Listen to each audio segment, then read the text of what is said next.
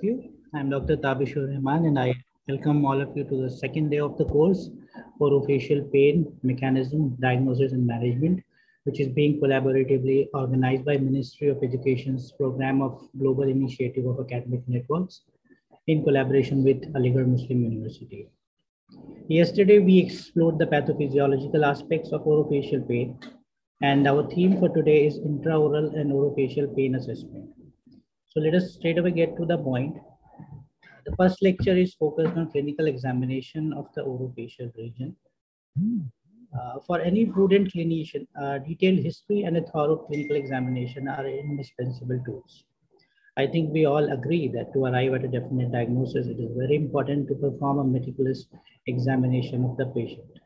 So let us get back to Professor Matsuda to learn in detail the clinical examination of the orofacial region. Over to you, sir. Thank you, Dr. Tabishur. Thank you. So I will start my presentation. So good morning, everybody. All right. So wait. Can you see my slides? Can you see my slideshow? Yeah. Okay. Thank you. Yes, sir. So so today, this time I will talk about the clinical examination of the orofacial pain region, or also orofacial region. So this picture is the old town in Tokushima Prefecture. So what is important for orofacial pain examination at first? How do you think for the examination? Anybody? So first, chief complaints, of course, right? So we will listen to the chief complaint, the patient chief complaint at first. What do you ask in the next step? How do you think? So histories, right? So we need to do the history taking, history of present illness, medical history, dental history, and psychosocial history. So history taking, history of present illness. We will ask we will listen the history of present illness at first, right? So what do you ask to the patients? Easy, huh? So date and event onset, and also the location, quality, intensity, duration, frequency of the pain, of course. Remissions or change over time, modifying factors, and previous treatment results, if patient had the previous treatment, right?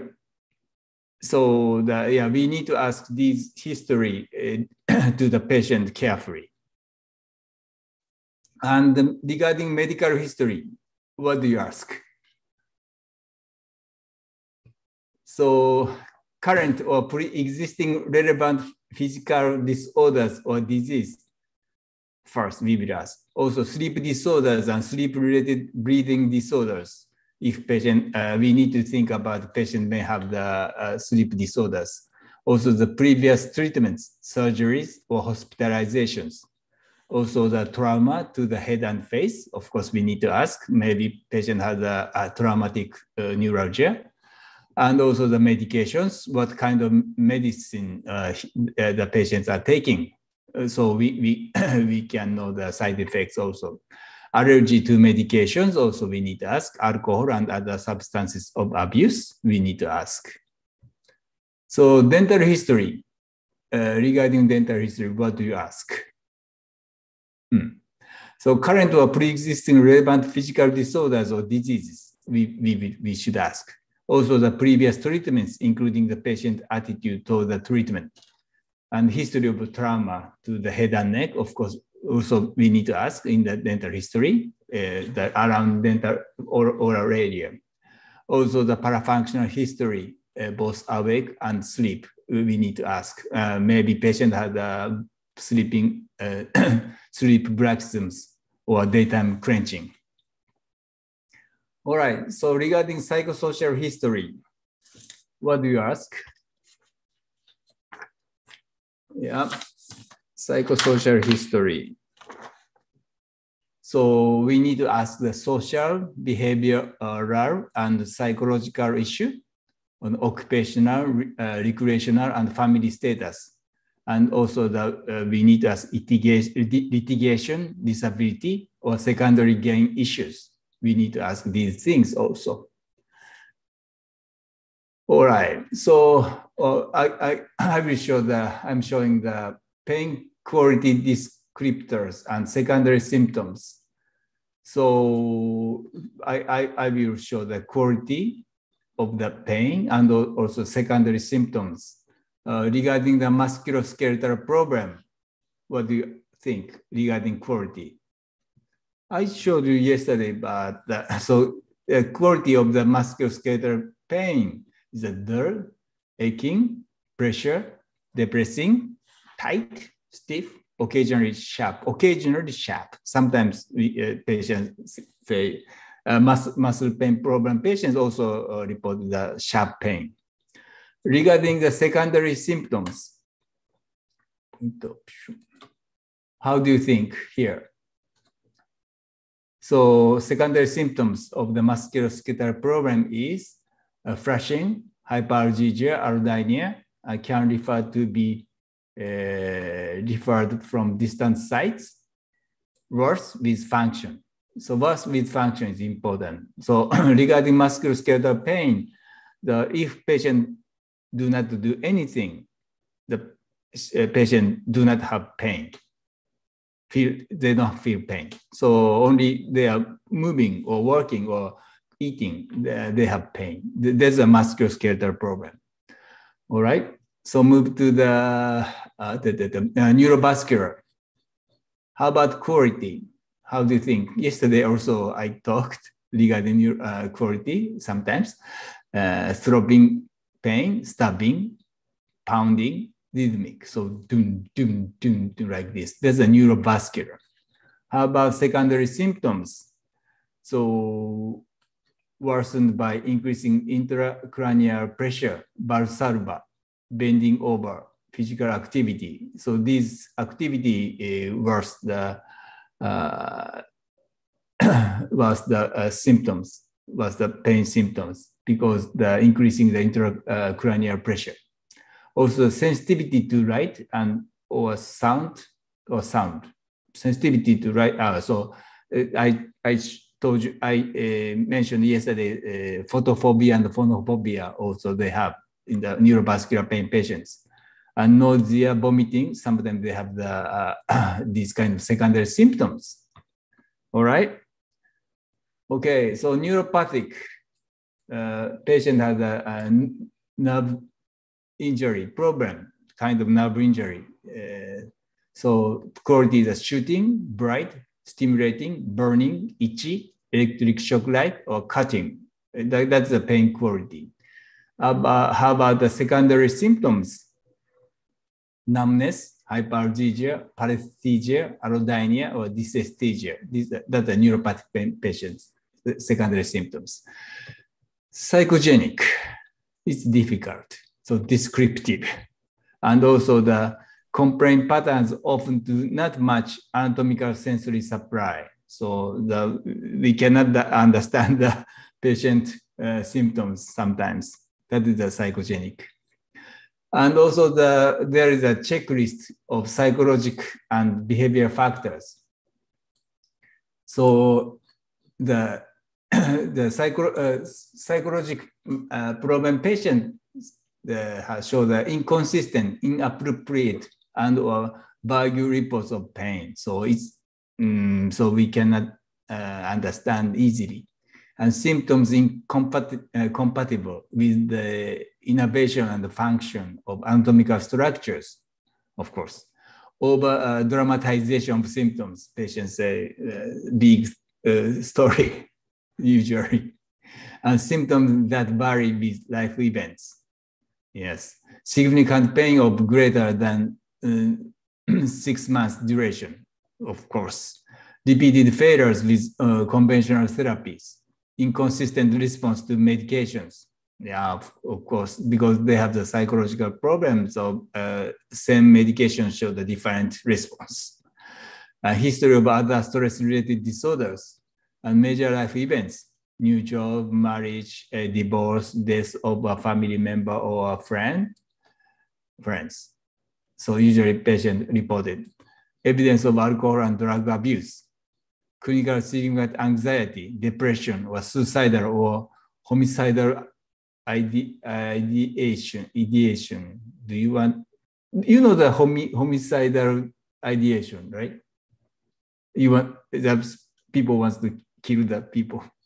Evidence of secondary gain. Yeah. All right. Secondary gain. Do you understand that secondary gain is if somebody is say, "Oh, you are okay. You are very nice. So you don't need to do anything." That's a secondary kind of secondary gain.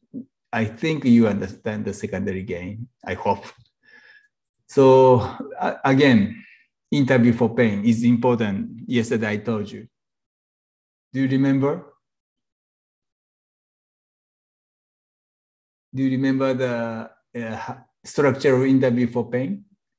So again, I'm showing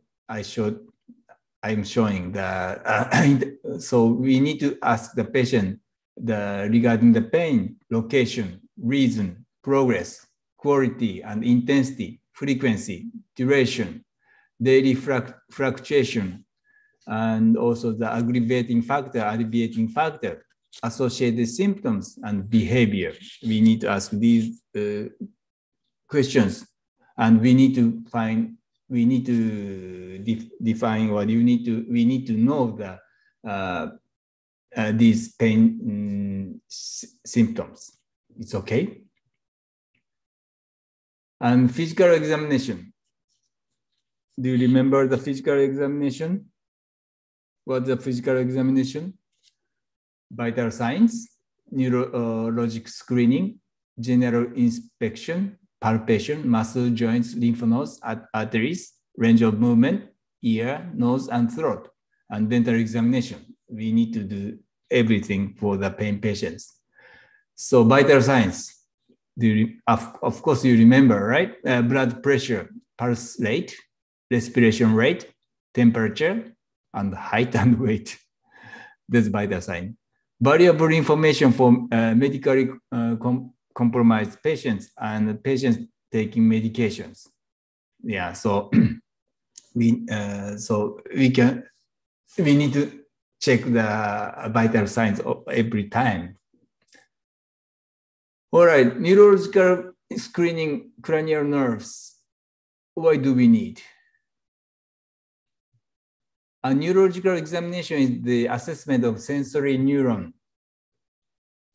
and most responses, especially reflexes, to determine whether the nervous system is impaired.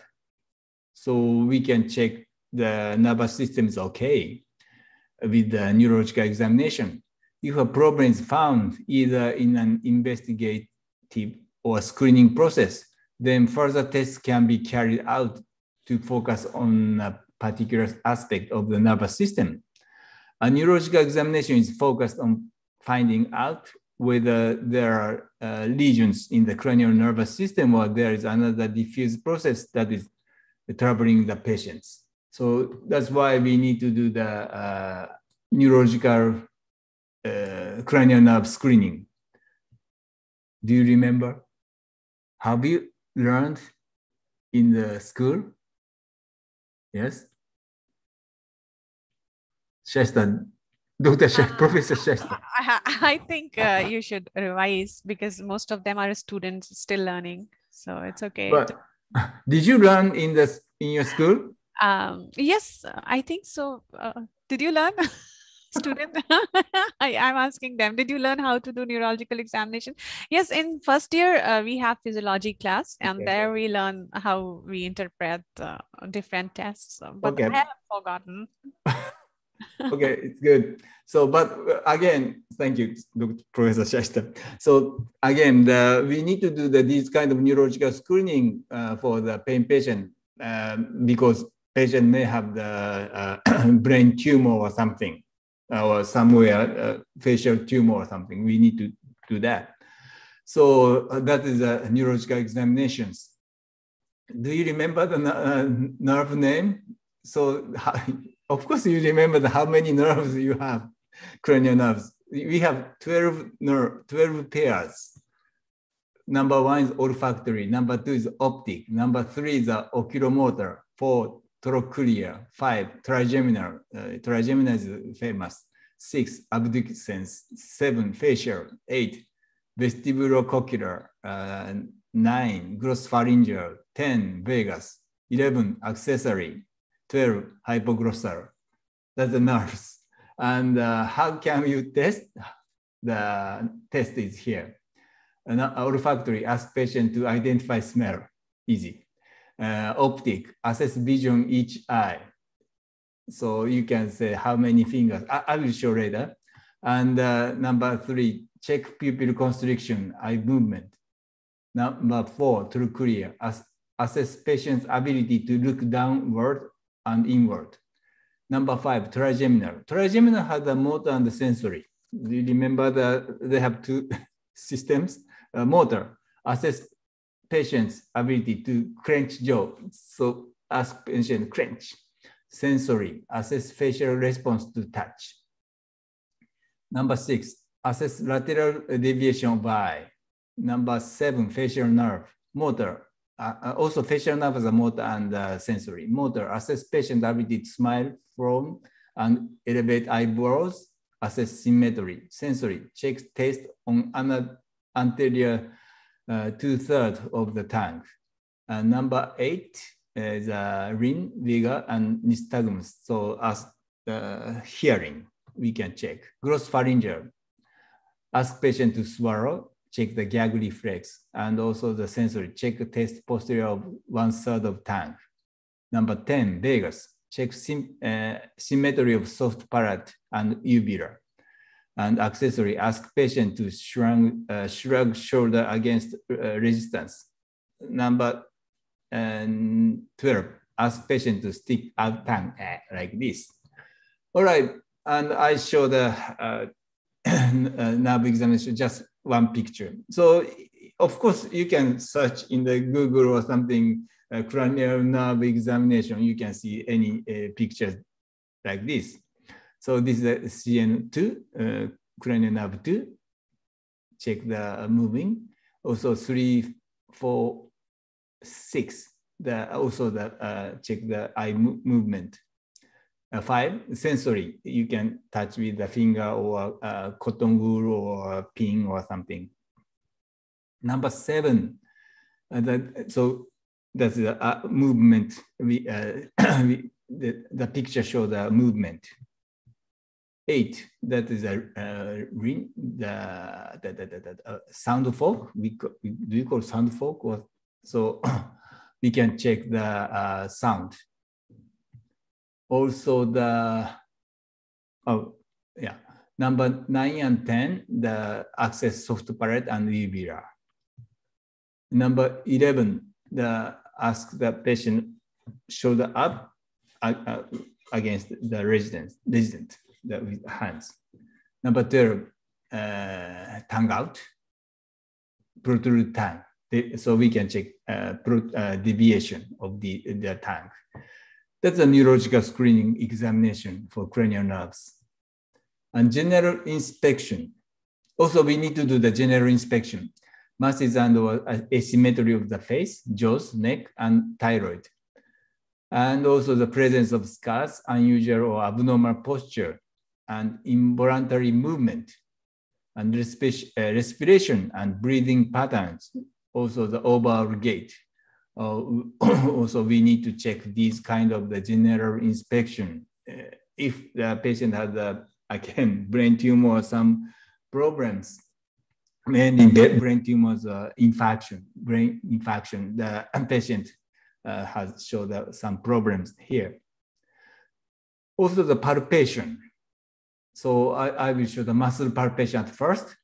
To reproduce familiar pain or identify tenderness upon palpation and to elicit referral patterns. So Today I will talk about the introduction of DCTMD, diagnostic criteria for temporal-minded disorders. In this DCTMD, I will show again, but this DCTMD's how to palpate the muscles. DCTMD shows this figure. So in the masticatory masseter muscle, you have 9 points you need to check like this.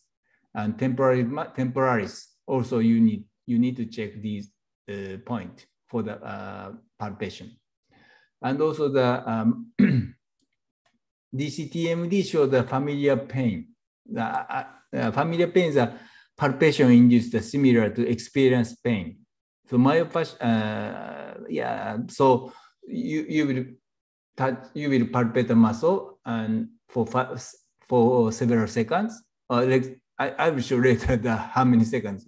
I remember 5 seconds, and you can ask is this pain is a familiar pain or not? Familiar pain is usually people feel the pain. That pain. And myofascial pain myofascial trigger points. Hyperirritable sites in taut bands refer pain. So when you search the muscles, you can see the bulb or some bump, small bump or something, and you can when you push, the patient have much pain, tenderness. That is myofascial trigger points. And the recommended pressure when palpating head and neck muscles 0.5 or 1 kilogram per square centimeter. And joints. The TMJ lateral capsule are palpated bilaterally for tenderness, pain, swelling, and patterns of movements. Palpation during the jaw movement is common method of detecting joint sounds, creaking, popping, crepitus. Joint sounds can be signs of intercapsular abnormality, such as internal derangement, degenerative process, or architectural defects of articulating surfaces. Yeah. So this is a joint palpation. Also, lymph nodes or arteries should be palpated. And lymph nodes that are palpable, swollen, hard, painful, fixed, or nodular are considered abnormal and potentially indicative infection, inflammation, or neoplasm. Arteries. Pain or palpation of the temporary artery may be a sign of giant cell arteritis, particularly in elderly patients. So if patient have the giant cell arteritis, the temporary artery is painful when you palpate, touch the temporary arteries. Do you know that giant cell arteritis, right? Yes, heard of it. So, yeah, but giant cell arteritis is like temporary muscle pain, but problem is the artery. Okay. And patient may have the big problem. Some patient will die with the temporary giant cell arteritis. So be careful to check. Okay. Thank you. So range of movement, recording of mandibular range of movement in opening, lateral, and protrusive. Excursion is a core examination procedure for TMDs. Normal mandibular opening range between 40 and 55 millimeter, as you know, whereas excursive movements of at least 7 millimeter are considered normal. Excursive movements, lateral movement. 3 interincisal mouth opening measurements may be utilized to obtain important information: maximum pain-free opening, maximum unassisted opening, and maximum assisted opening. Yeah. sorry.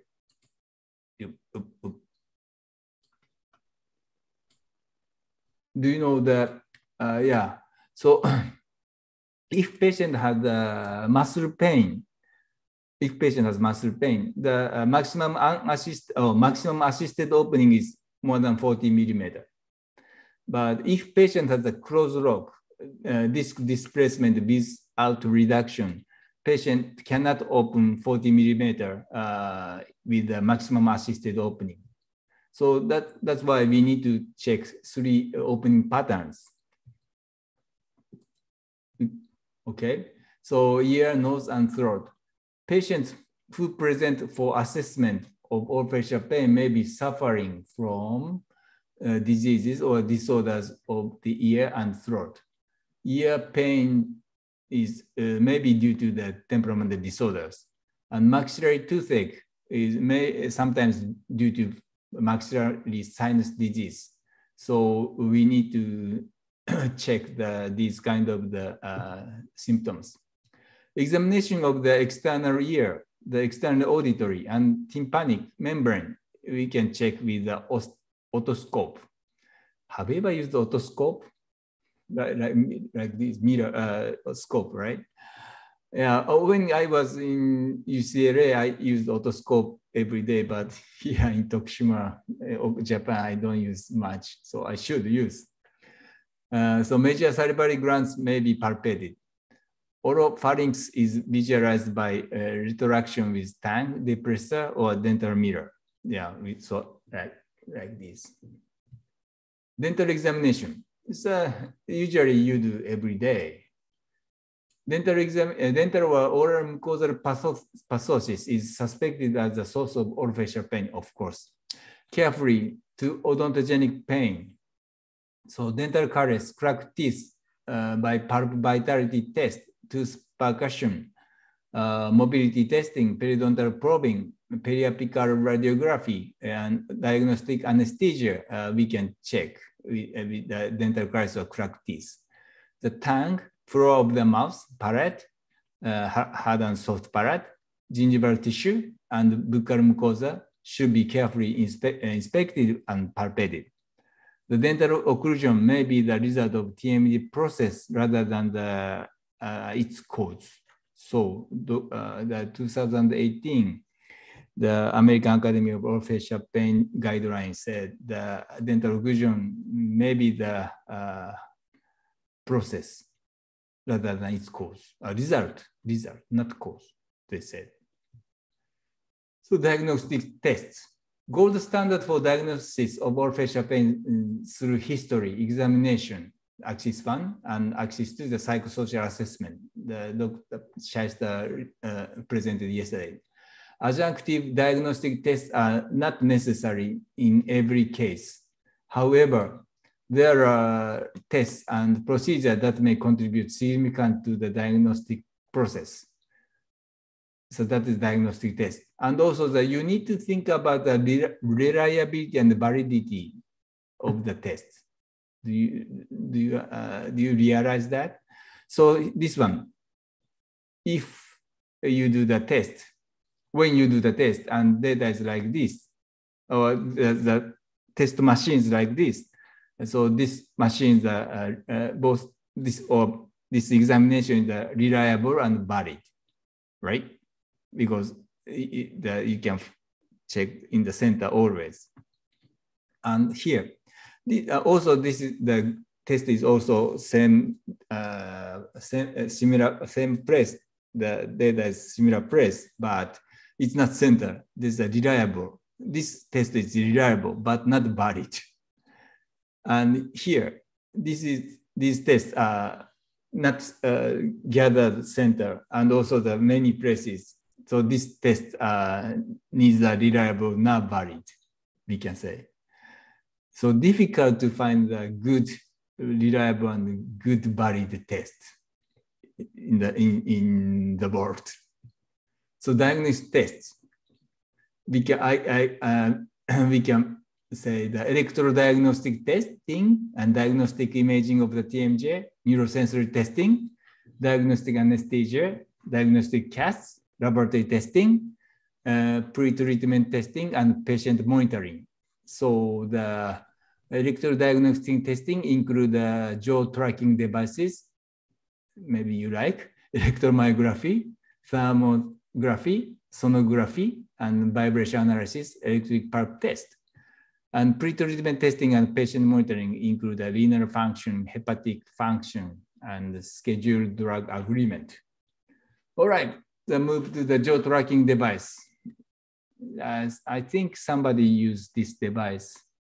This is a K7, right? Myotronics device. And also there are several types of the jaw tracking device in the world. Observing and recording the range, direction, and quality of various jaw movements is an important aspect of assessing TMDs. The American Academy of Orofacial Pain guidelines said. However, the utility of these trackings for diagnostic purpose is still unclear, they wrote. There are no data to demonstrate that this technique is any more useful in measuring mandibular movements than a traditionally made ruler, they said. And therefore, at this moment, jaw tracking devices are recommended as part of the orofacial pain evaluation, they said. Also, the electrodiagnostic test, electromyography, so recording the muscle function. It is a useful tool in measuring muscle activity and nerve conduction, of course. However, some paper reviews of the evidence-based literature conclude that the limitation with regard to reliability, validity, and sensitivity and specificity for TMD diagnosis. Sensitivity and specificity. I don't tell you detail, but you can check Google or something if you don't know. Furthermore, increased EMG activity correlates poorly with masticatory muscle pain, they said. So next one is the thermography. The use of thermography to diagnose painful neurologic and musculoskeletal conditions based on the presence of thermal asymmetries of skin where comparing normal and abnormal sites. One review from 2004 concluded that there is insufficient evidence to support thermography use in routine clinical practice, they said. It's okay? All right, so move to the sonography. Although Doppler sonography has been suggested for diagnosing TMDs based on detection of joint sounds, the clinical significance and reproducibility of sounds emanating from the TMJs is not reliable, they said. There is insufficient evidence to justify the use of sonography for the diagnosis for TMDs, they said. And vibration analysis for the joint noise. Okay, guys, if you have a question. Vibration analysis is using the joint sounds to assist in the diagnosis of TMDs with internal derangements. Sensitivity and specificity are less than desired, with many false negatives and false positives. A systematic review concluded that the use of vibration analysis in TMD diagnosis was unconvincing. They reported very severe, huh? Electric pulse test. You use electric pulse test every day, I think. Also I use sometimes, even though I'm a prosthodontist. Electric pulse test. Pulse vitality test attempt to examine the presence of pulse blood flow, as this is viewed as a better measure of true health than sensitivity. Whilst the prospect is promising, there are still many practical issues that need to be addressed before vitality tests can be replaced sensibility tests as the standard clinical pulse diagnostic test. With all pulse tests, the results need to be carefully interpreted and closely scrutinized, as false results can lead to misdiagnosis, which can then lead to incorrect, inappropriate, or unnecessary treatment. So when, of course we can check the vitality with the electric pulse test. But we need to think about the false negative or false positive results. So you need to check several types of the vitality test. Also, diagnostic imaging of the TMJ. You check the panoramic X-ray, right? You examine the panoramic X-ray. Panoramic radiography, it is useful for screening for gross dental and periodontal pathology, as well as other maxillary and mandibular disorders and diseases. As far as TMJ imaging is concerned, the projected image is inaccurate and cannot be used for diagnostic purpose, they said. Okay. But we usually in Japan, in Japanese temporomandibular joint association said, take panoramic X-ray to check the joint disorder, the degenerative change, they said. But America is different. And computed tomography. CT, computed tomography, is particularly useful for evaluating degenerative and arthritic changes, fractures, bony cysts, infection, tumor invasion, and other pathology. The advantages of cone beam CT are lower cost, higher resolution, and lower radiation dose. Yeah, so cone beam CT, it's a very like panoramic X-ray machine. Cone beam CT is very popular right now in dental clinics. So in Japan, many private dental clinic dentists have this kind of the cone beam CT, and they use for this cone beam CT for, usually they use for the before implant body implantation. Also that they check the cracked teeth or something. So MRI represents the current gold standard of diagnostic imaging technology for soft tissues, of course. MRI does not use radiation and is considered biologically safe.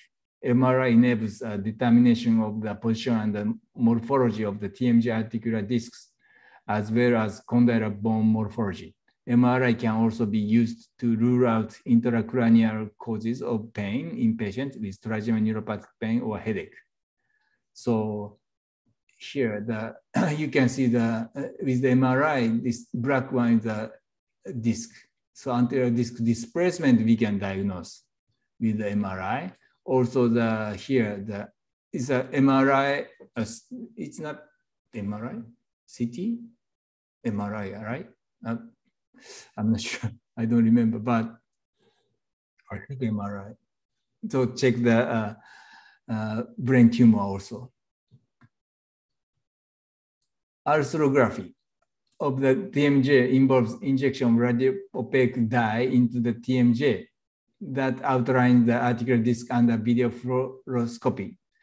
Arthrography is replaced by MRI today, which non-invasively provides superior information of all the TMJ structures without exposing the patient to radiation. So when I was a student, the PhD student, before MRI, we had arthrography, and so we do the joint injection, radio-opaque thing into the joint, inject into the joint, then check with the X-ray. That is that.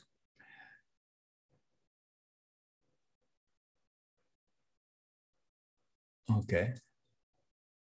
All right. So right now, maybe nobody used the arthrography right now. Sorry. Okay. Single photon emission CT. Single photon emissions CT detects a radioisotope in tissues and is good for detection of fracture, or malignancy, and infections, etc. So yeah, but we don't use much, right? And some in the medical field, they use for the for the malignant tumor, detect the malignant tumor. A encephalography, MEG, MEG, position emission tomography, PET, and SPECT record patterns of changes in voltage, current, magnetic field, neurochemicals, and blood flow spatially in the brain.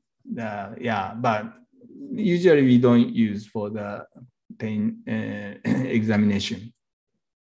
So neurosensory testing, we can do that because we don't need too much equipment, expensive equipment, but we need to do that. Neurosensory tests assessing changes in responsiveness to different type of somatosensory stimuli have been adapted for use in the orofacial region. Various mechanical, thermal, and electrical stimuli can be applied to the affected area, and the evoked responses can be measured.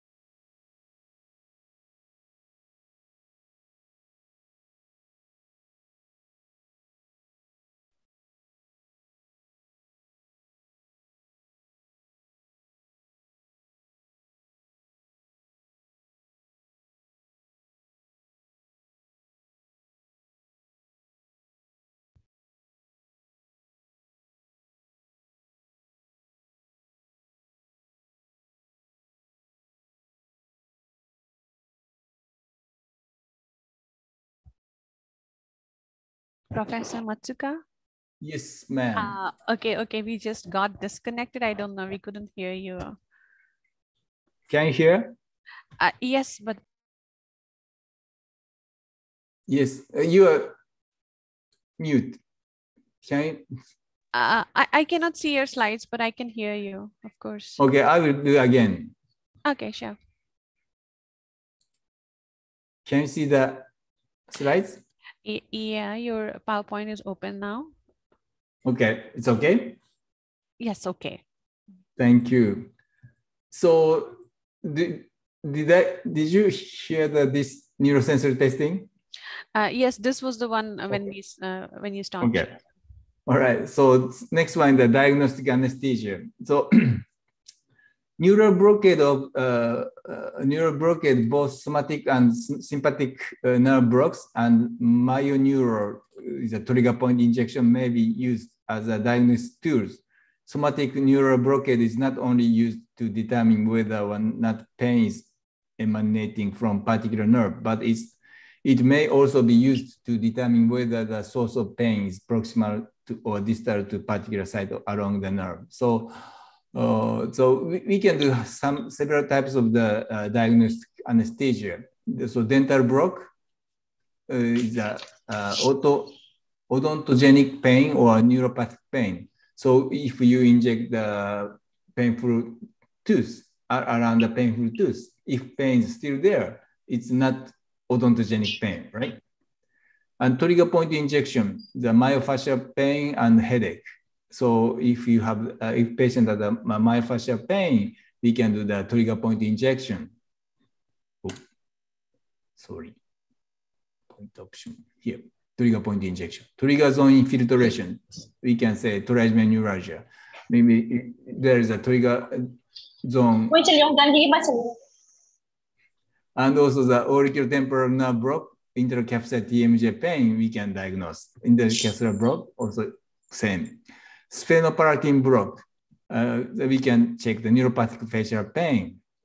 Also satellite ganglion block, we can check the sympathetically maintained pain. So these kind of the dental diagnostic anesthesia are also important to differentiate the what the pain is. It's okay. So laboratory testing.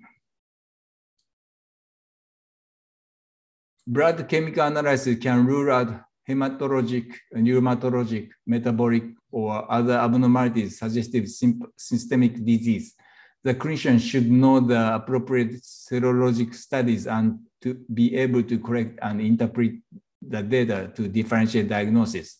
If it is established that complaints of orofacial pain are related to a systemic disease, refer to a physician is indicated, of course. So laboratory testing. If patient has a juvenile rheumatoid arthritis, rheumatoid factor or anti-nuclear antibodies, erythrocyte sedimentation rate is increased. Systemic lupus erythematodes, anti-nuclear antibodies, other antibodies complement. Lyme disease, indirect fluorescent antibody, enzyme-linked immunosorbent assay or something. Multiple sclerosis, many like tumors in the brain, the MRI, brain MRI is important. So we need to do that. We need to think about this kind of laboratory testing for the pain assessment, and also the serologic study, full blood count. We can check the predominantly anemia, hematinics, ferritin, B12, folate, deficiency states causing secondary burning mass symptoms. Zinc level,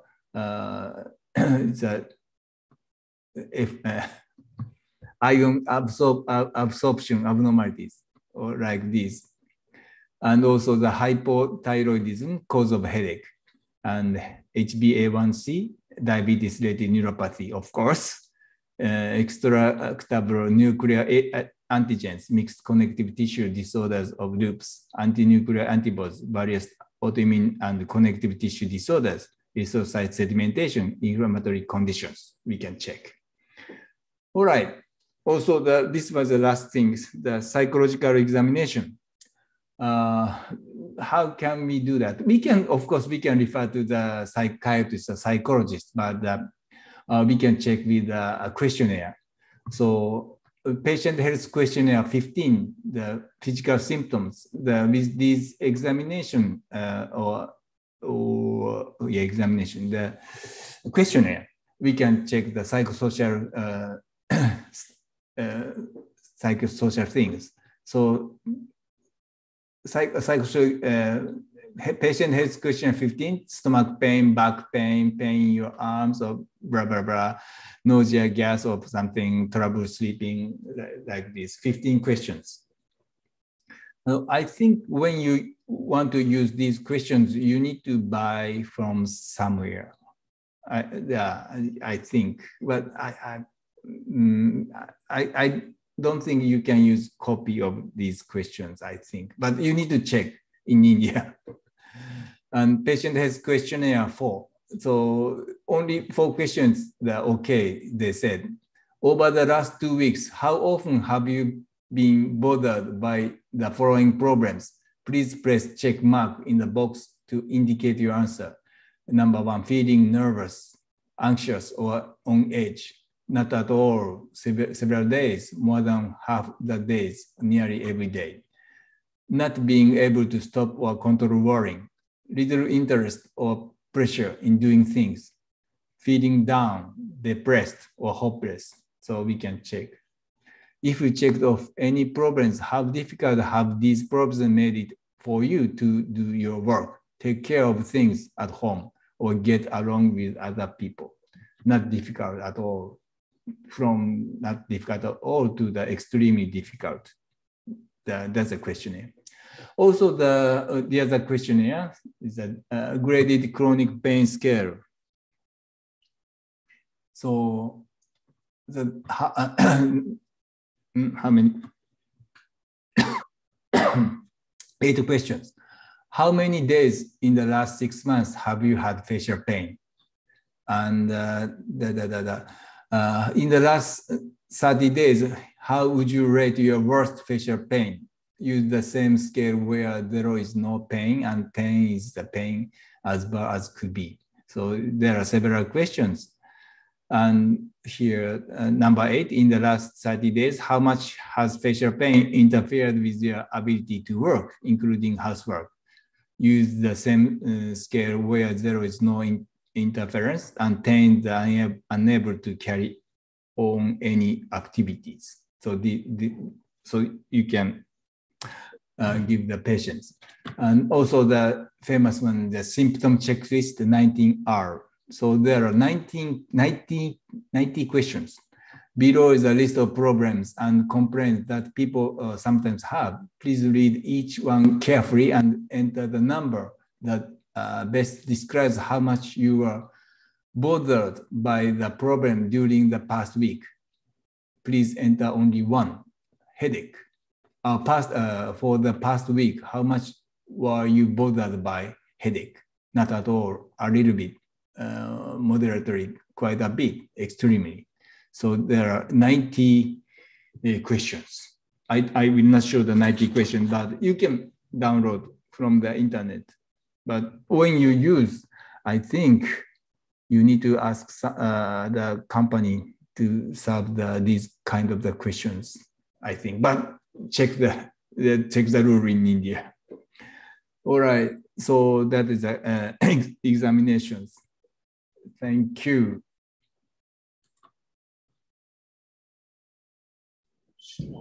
Thank you, Professor Matsuka, for such a detailed and comprehensive lecture regarding this examination of orofacial structures.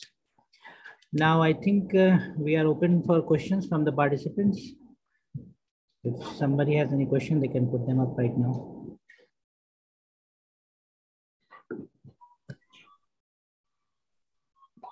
Hello. Hello, sir. Hello. Yes, but just a moment. Yeah. Sir, I have a question. Yes. Sir, how can we differentiate between temporal arteritis, that is giant cell arteritis in temporal region, and migraine? Because the presentation might be same, that the patient will be experiencing the pain in the temporal region. Ask me again, sorry. Can you ask me again? Yes, sure, sir. So how can we differentiate between the giant cell arteritis and, sir, migraine, sir? Because the presentation might be same, that patient might be experiencing the pain in the temporal region and behind the eyes. That is most common presentation for migraine. And for GCS, sir, Good also question. it is. It's difficult, not easy, but you can touch the artery, not the temporalis at first, and also you can send, if you're worried, you can send a special doctor, and they do the MRI or something on the artery. Also they have the name of, take out the tissue and check the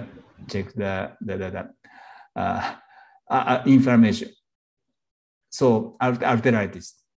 So first you need to check the artery, not temporalis, carefully. But if you're worried, you need to send a specialist. It's okay.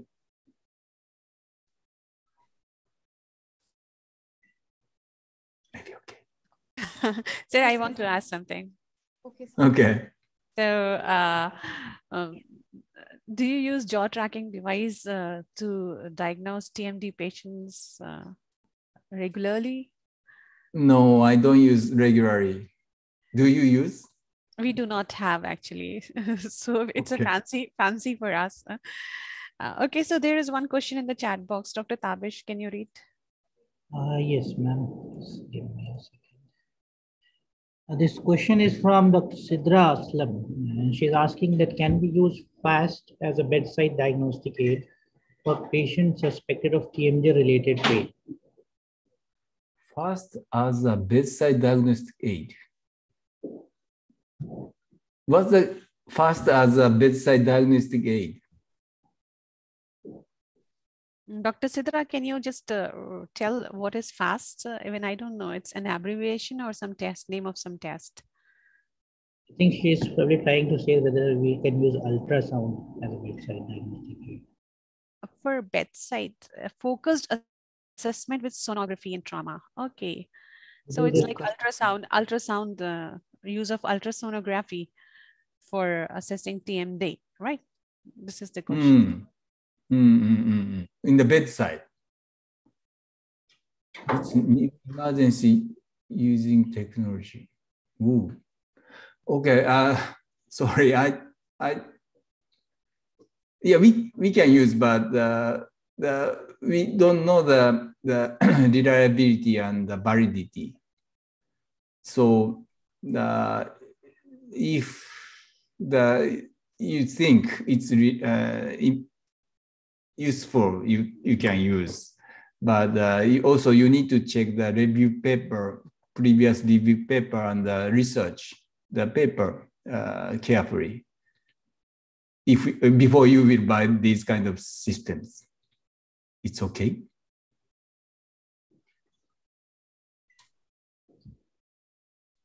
I wanted to ask one more thing related to, she said okay, or Dr. Sidra said okay. Oh, okay. So I wanted to ask one little question related to jaw tracking device. Like what will we, jaw tracking is like we are tracking the movement of the mandible in all the 6 dimensions, I think. So that is what the jaw tracking device of Tokushima University says. So what information do we get from there that we can say that the patient is different from the normal subjects? Can we get these kind of informations by tracking the jaw movement? Jaw tracking movement, we can diagnose we can search or research the patient jaw movement, condyle movement, and the jaw movement. Yeah, of course we can measure. And also in my department, we developed the jaw tracking device before 30 years ago. And but this device is, of course, very useful for the how jaw moves. However,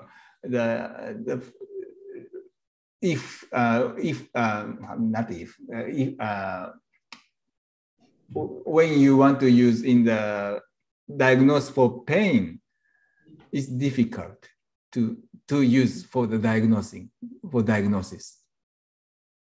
It's okay. Yeah, it's okay for me. I think it's okay for everybody also. So just one last question. Which test do you recommend most commonly in your clinic? I know, but for audience.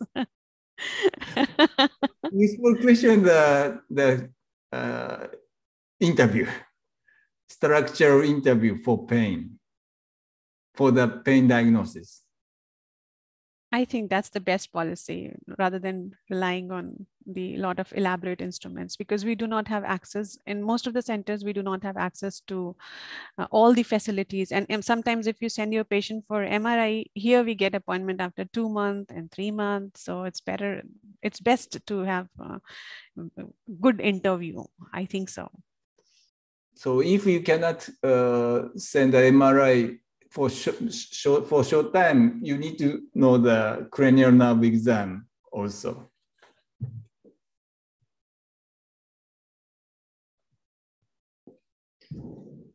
Right. So, are there any more questions from the participants? Right. I don't think there are any further questions. So now we have understood the examination part. So let us learn how to proceed with the clinical examination of patients in the actual clinical scenario when a patient comes to us. So I would again request Professor Matsuoka to throw some light on the various examination methods of orofacial pain patients. So can I present the case study? Right? Yes. All right, thank you, Dr. Tabishua. Okay, I will show the slides.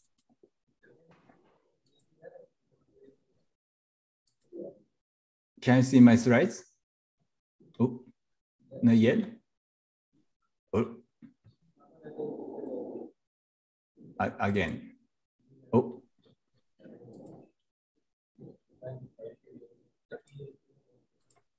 Can you see my slides? Yes. All right. Thank you. So I will show 2 cases in this session. So patient number 1, 39-year-old female patient. So what is important for examination at first? Do you remember? Of course you remember. Chief complaints, of course. So her chief complaint was left lower first molar toothache. Do you say left lower first molar is number 19? It's okay? It's American method. Left lower first molar is number 19, the toothache. And what is important for orofacial pain examination? Do you remember the next thing? History taking, of course. So what do you ask in the next step in the history? History of present illness. So history of present illness. So she reported dental caries was found in number 19.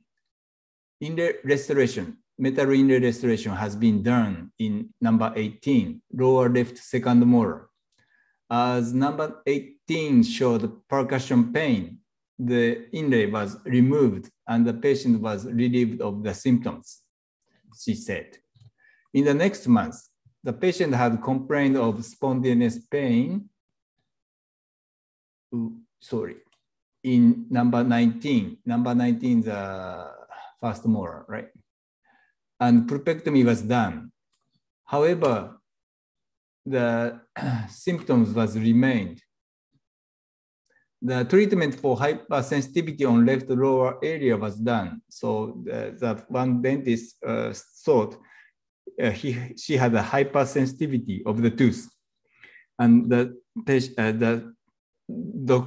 dentist did some, put the kind of the bonding around the root area. But the pain was still remained. Occlusal adjustment, number 19, and occlusal appliance reduced her pain, but the pain was still remained, she reported. History taking, what do you ask in the next step? Medical history, dental history, and psychosocial history. Medical history, she had the metal allergy to nickel, palladium, and chrome. And dental history, nothing relevant. She doesn't have much problem in the dental history. Psychosocial history, nothing relevant. She's fine. She looks like not psychological things. She's okay. So what do you ask more? What do you want to ask more? Do you have something? So current symptoms, of course, we need to ask current symptoms. Current symptoms. She mentioned dull pain and the same as initial pain complaint. Tooth clenching or hard food induced the pain, she reported. And also she had a headache. She had a shoulder stiffness. She had. So structural interview for pain. Location, left lower second molar, number 18. And she said, reason unknown. We don't know that. She doesn't know the reason. Progress, 1 year. She had a pain for 1 year. Quality, dull pain. Intensity, with the visual analog scale, VAS, 3 out of 10. So 30 out of 100, same. So frequency, several times per day. So every day she had several times the pain. Duration, several minutes, less than 1 hour. Daily fluctuation, no, she said no. Occurrence or aggravating factor, clenching teeth or hard food. Alleviating factor, not touching the teeth. So if she doesn't touch the teeth, she's okay. Associated symptoms, muscle pain, headache, shoulder stiffness. Behavior, nothing particular. What do you do in the next step? Do you want to do something? So examinations. What kind of examination do you want to do? So of course, X-ray, physical jaw examination, palpation, range of movement, neurological examination, we do. So dental X-ray, do you remember this? Yesterday I showed this X-ray. So this teeth is already pulpected. Pulpecting was done. So looks okay, right? And periodontal disease, maybe she doesn't have. But still she has a pain around this teeth or this teeth. This tooth, sorry. All right? Do you remember? Okay, the other examination. Tender muscles, masseter, temporis, posterior belly of digastric, trapezius, sternocleidomastoid. It's a tender. So she had a palpation. Jaw movements were within normal limits. So meaning that she could open mouth wide and she moves right and left easily. And she didn't have the TMJ noise. She didn't have TMJ tenderness. Okay. So next, neurological examination. We did roughly nothing relevant. Do you remember the 12 cranial nerves examination? Nothing relevant. That's it. Oh, okay. So tomorrow I will show the diagnosis. But do you think something with this examination? I will show the diagnosis tomorrow. So please remember this patient. Pains are here. This pains this tooth. And the other things are okay. All right. So do you remember? So I will show the diagnosis tomorrow and treatment the day after tomorrow. Okay. So patient number 2, 27-year-old female patient. So chief complaint, pain in right master muscle, which shoots up toward the cheek and forehead. She said, what is important for orofacial pain examination? History taking. So history of present illness. Wisdom tooth teeth extracted 1 year prior to the visit. Subsequent pain radiating to the ear and chin. Eating exacerbated her pain. A medical doctor gave her ibuprofen 400 milligram on the reasonable assumption that she was having an inflammatory response to the extraction. The medical doctors thought the inflammation. And she returned and after this ibuprofen, she was okay. She didn't have any pain. And she returned 1 month later, indicating that the pain was getting worse. She was referred to a TMD specialist for evaluation and was treated for TMJ problem. Patient became symptom-free after the TMD special treatment. Probably the patient had some treatment. And patient returned to the medical doctor. She returned to the medical doctor 5 months later, reporting the pain had returned. So after the TMD special treatment, her pains decreased. So medical doctor recommended that the dentist make a splint. So she had a splint, and patient subsequently left the Peace Corps and returned home. She returned home and began having the pain again and came to the orofacial pain clinic. What do you ask in the next step? Medical history, dental history, psychosocial history. Medical history, medication. She was taking the ibuprofen 600 milligrams. Psychosocial history.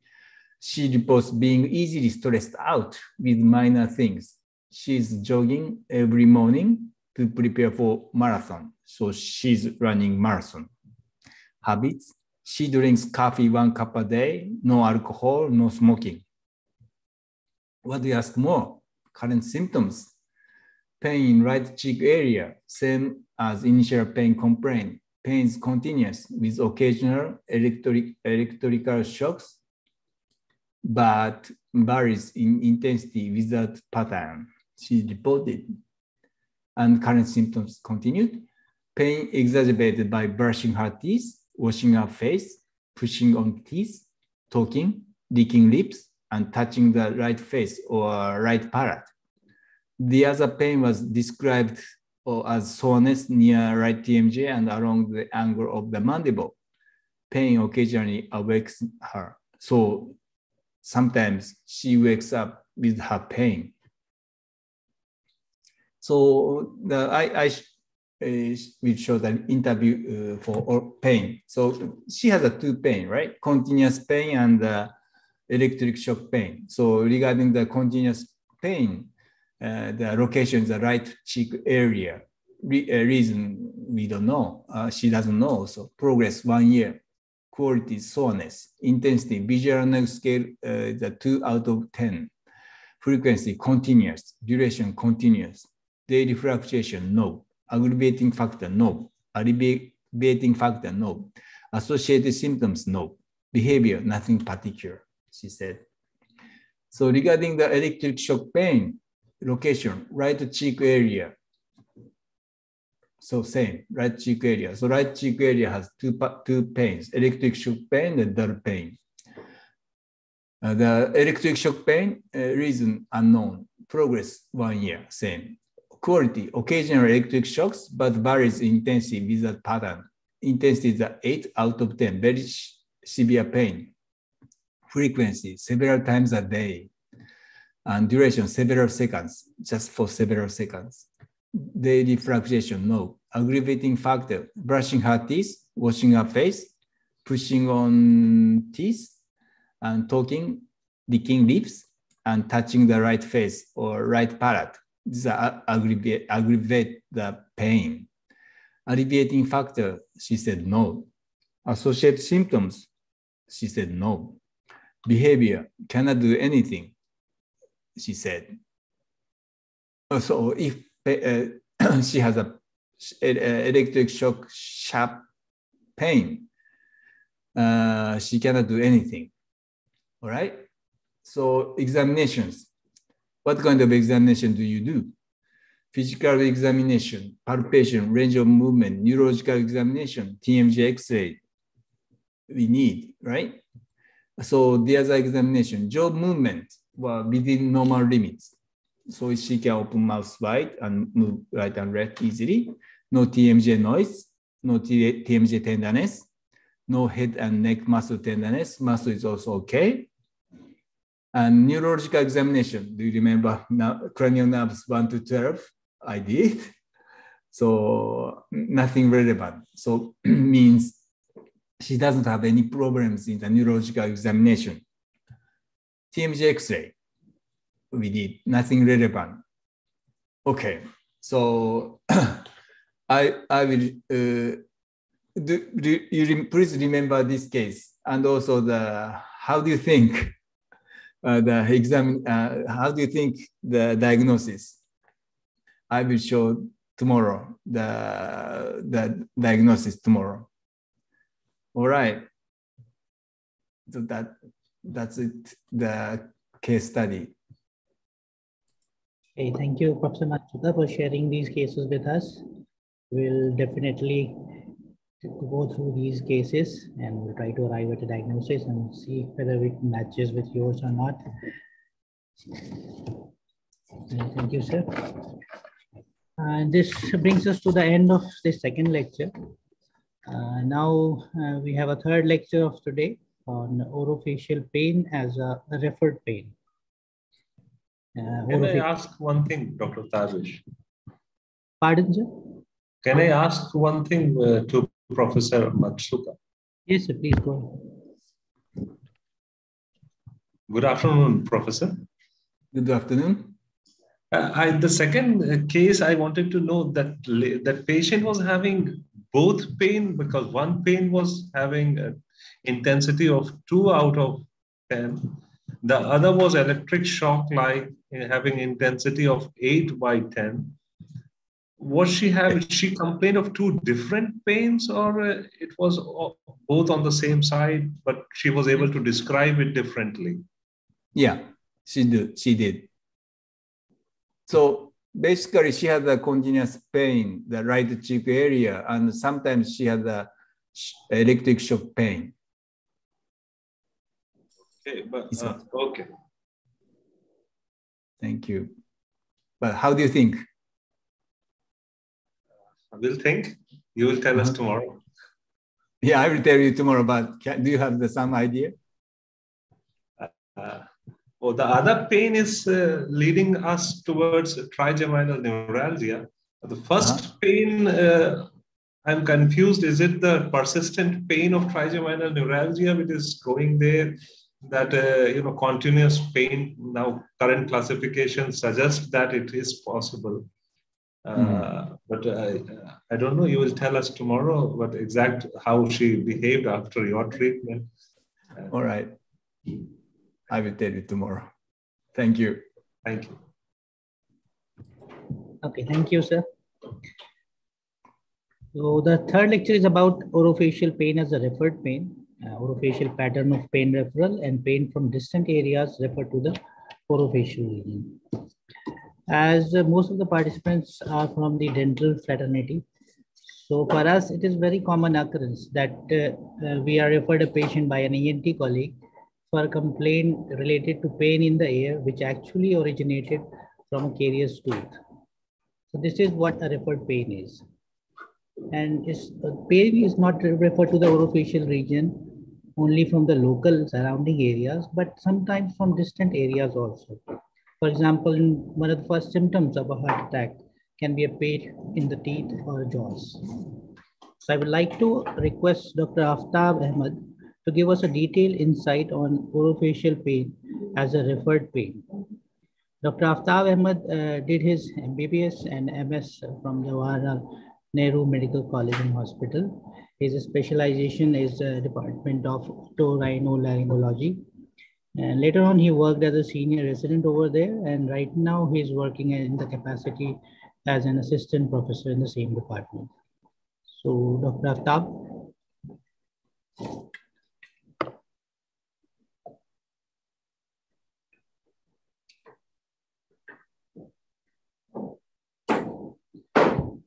Yes. Yes. Hello. Sir. Good afternoon. Yes, sir. Please start with your lecture. Okay.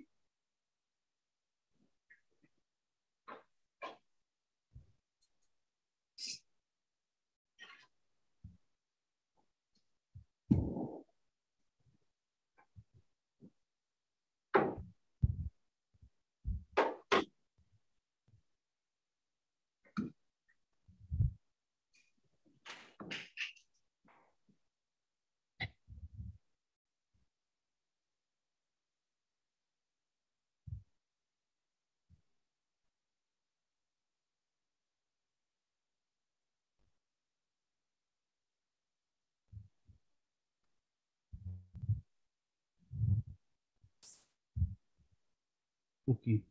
So my screen is visible to all of you now? Yes, we can see your screen.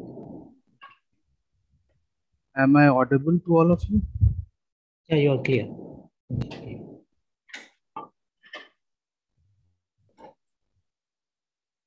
Okay.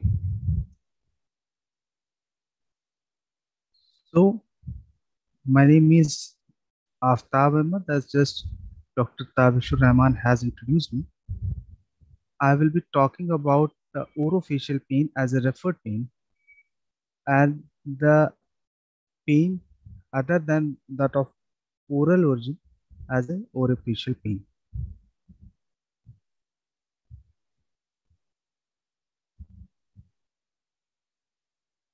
As you all know, that facial or the orofacial pain refers to any type of pain in the area of the face bounded by the eyes above and the mandible on the lower side. And it includes the various causes of the oral cavity pain. as most of the pain is from the common dental or the periodontal inflammatory causes such as pulpitis, periapical periodontitis, or pericoronitis. The neurological, vascular, and referred case causes are less common as a orofacial pain. So, in the amongst all the causes of the orofacial pain, the chronic oral mucosal soreness can arise from persisting ulceration or mucosal atrophy secondary to lichen planus, major abscess ulcerations, or geographical tongue and other hematinic deficiency states. The other distinct group of the orofacial pain conditions cluster around the trigeminal autonomic cephalgias, oral dysesthesias, and temporomandibular disorders, and these will be discussed by the different speakers. Now, I will discuss the orofacial pain as referred pain. So, pain referral is indeed thought to have a neural basis. The specific pathways and neural collections in the brain are thought to lead to the possibility of the pain referral from the various structures in the facial and the neck region. So, for understanding the referral of the pain from the adjacent structures in the orofacial region, we need to revise our basics about the process of how the sensations are being carried to the brain. So, convergence is one of the most important neural phenomena that plays a critical role in the pain referral. So, what do we mean by convergence? Convergence means that in cases of sensory transmission to the central nervous system, the nerve fibers which carry the common sensations and the fibers who carry the nociceptive stimuli from the tissues which are being damaged, they might converge on a same second order neuron in the brainstem, and that's how the perception of a common sensation may change to a nociceptive sensation by the central nervous system. And another intriguing phenomena may also play a role in referral of the pain, that is the unmasking of otherwise silent or latent synaptic connections, and it may occur with the activation of the nociceptive sensory fibers. So unmasking of otherwise silent or latent synaptic connection means the nerve fibers whose action potentials were not activating the second order neurons may become relevant in severe nociceptive sensory stimulation, and this may lead to the unmasking of these nerve fibers, and they may lead to the perception of a referred pain. So these are the basic mechanisms which help us in understanding the referral of the pain from the adjacent region. And now, as these various causes of orofacial pain have been discussed, I will be focusing on the sinus pain as a cause of orofacial pain and the cervicogenic causes of the orofacial pain. So, sinus pain, sinus headache, or pain due to sinusitis is often it's the most common complaint in a patient presenting to our ear, nose, and throat OPD with the rhinological complaints. So, headache and facial pain of sinogenic origin are real, and they are often seen in the clinical practice. In some conditions, the etiology of the headache resides in the diseased maxillary sinus, and which is due to the secondary involvement of these sinuses by the bacterial pathogens. And the treatment of such conditions may require the surgical removal of all the diseased tissue or collection from the sinuses. The patients with blocked osteometal complex or one or more of the contact points in the nasal cavity or disease in the sphenoethmoidal complex or nasal polypi or any other anatomical variation can also complain of headache, and this needs surgical intervention along with the medical treatment. The sinus pain can exhibit symptoms of fullness or pressure below the eyes, but is generally not particularly painful unless the nasal mucosa is also affected. So we can understand the symptoms in a patient having sinus disease by revising the brief anatomy of the paranasal sinuses. The sinuses are of varying size. They are around different capacity ranging from the 15 ml in an adult, the size of the maxillary sinus, to as less as 1 or 2 ml of the various ethmoidal irises.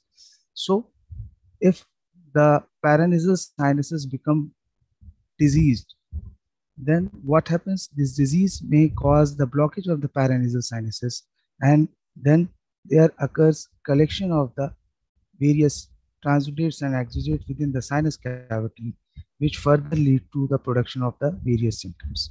But it has been observed by the various research groups that the sinus involvement itself doesn't produces much pain. It's the involvement of the nasal mucosa subsequent to the involvement of the sinus mucosa, which is a painful condition. So the mucosa lining the paranasal sinuses and the nasal cavity are in continuity, and one may be involved in the diseases affecting the other part of the nasal cavity or the paranasal sinuses. So if a patient presents with a headache or facial heaviness, then in cases of clinical examination, in this slide, we can see that the localization of the pain is also important as far as the sinusitis is concerned.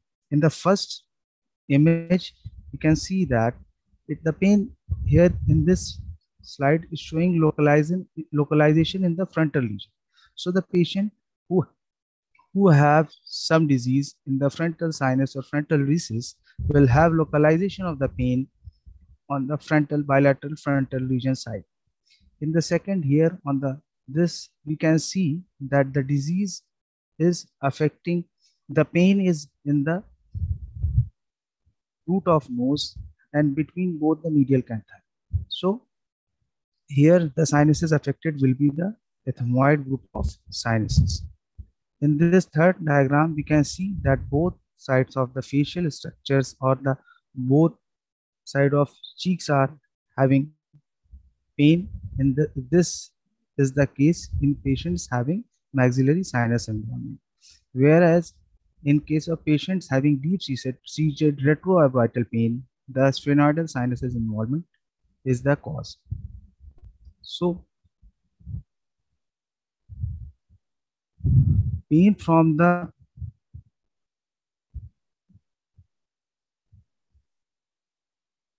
nasal mucosa tends to be dull and aching and can also have a burning quality typical of visceral mucosal pain. A typical characteristic of deep visceral-like tissues, the sinus and the nasal mucosa pain can induce the central excitatory effects such as secondary hyperalgesia and referral of the pain, and it may also lead to the autonomic changes. These autonomic sequelae might present as an edema or erythema in an area which could suggest that there is a dental abscess.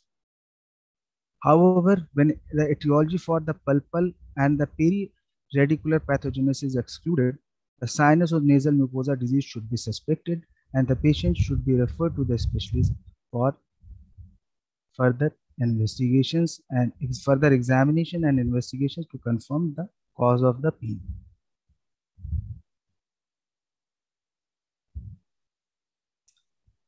So here now I will briefly discuss the clinical features in a patient having sinusitis and how to differentiate these patients from having the orofacial pain due to the other reasons. So the three cardinal symptoms which are there in the patients having sinusitis or acute rhinosinusitis are purulent nasal discharge, nasal obstruction, and the facial pain or pressure or fullness.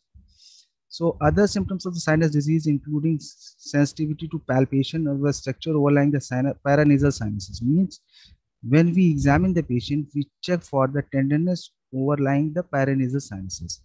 And these in this slide, we can see the sites to be affected in the patients having different type of sinus involvement. One way to confirm the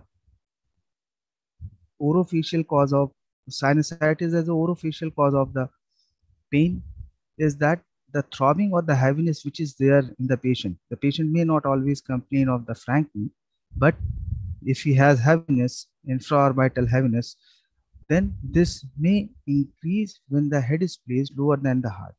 Means if the patient head is brought down at a lower level than his trunk, then this throbbing sensation or heaviness may increase.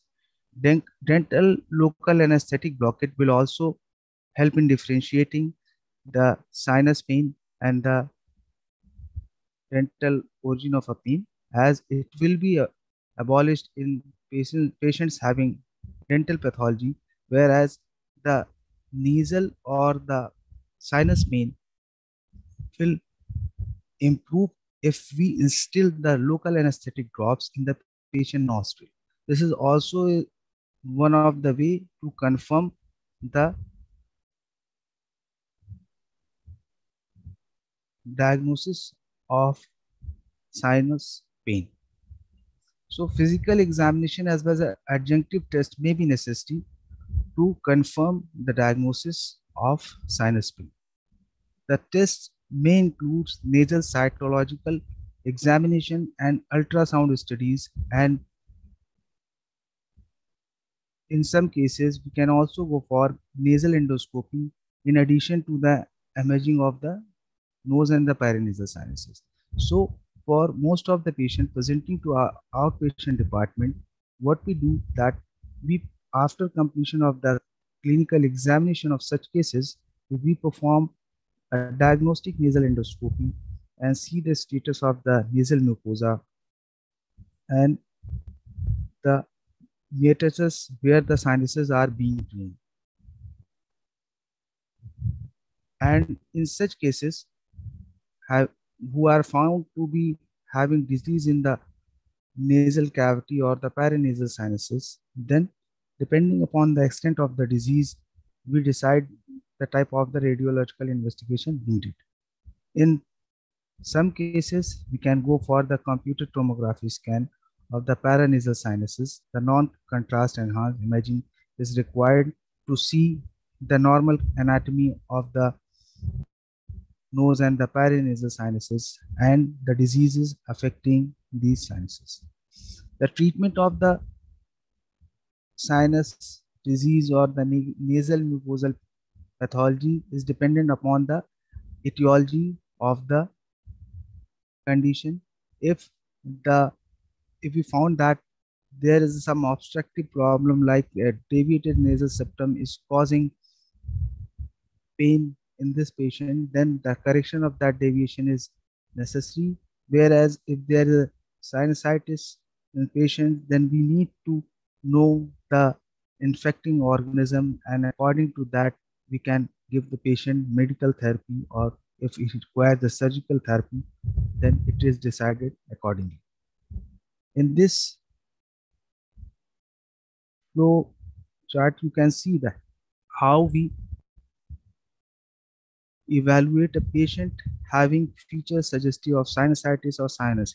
In initial evaluation, the history and physical examination is done, and in most of the cases, the history and physical examination is sufficient to make the clinical diagnosis of such cases. Then, if we need further confirmation of our diagnosis, we can go for sinus imaging.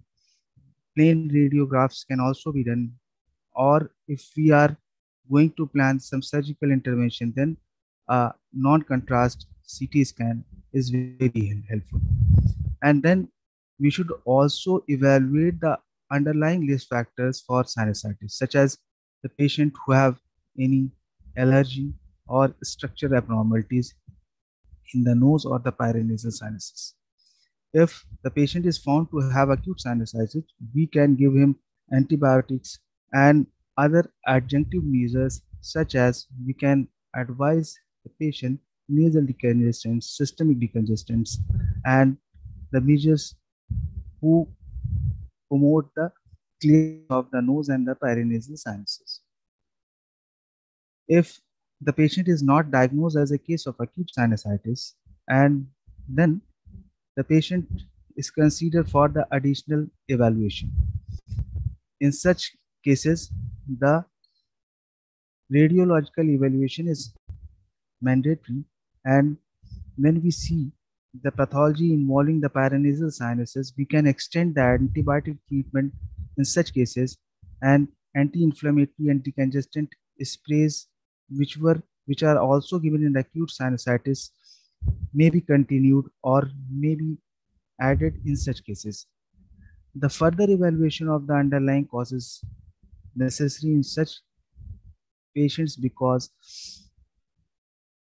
if we remove the disease or the cause of the disease from the nose of the paranasal sinus, the recurrence is very high if we do not evaluate the underlying risk factors.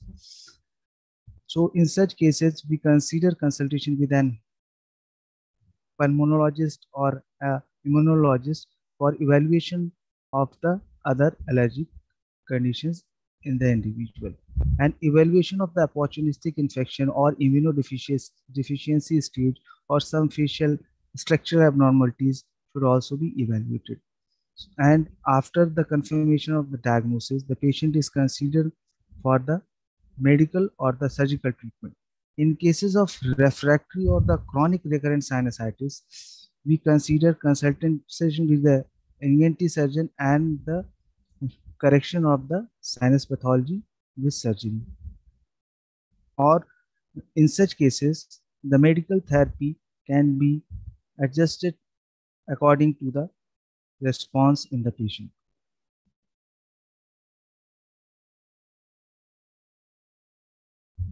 Now coming to the cervicogenic headache and the facial pains. It is generally accepted that the disorders of the cervical spine can provoke head or facial pain. The prevalence of the cervicogenic pain ranges 0.4 to 4%, with women being more affected than the men. The cervicogenic headache is mostly unilateral, with a unique characteristic of originating posteriorly in the neck and radiating to the frontal or the orofacial region. The pain in patients having cervicogenic headache or facial pain is provoked by a certain movements or prolonged positions of the neck. And the cervical manipulation can reduce the pain, reproduce the pain in such patients, whereas the blockade of that cervical structures or its nerve supply abolishes the pain. This helps in confirming the diagnosis. The possible causes of cervicogenic headache or facial pain are rheumatoid arthritis, cervical dystonias, and tumors in the head and neck region. They may produce pain in the neck region, which may be referred to the facial structures and may be perceived by a patient as orofacial pain.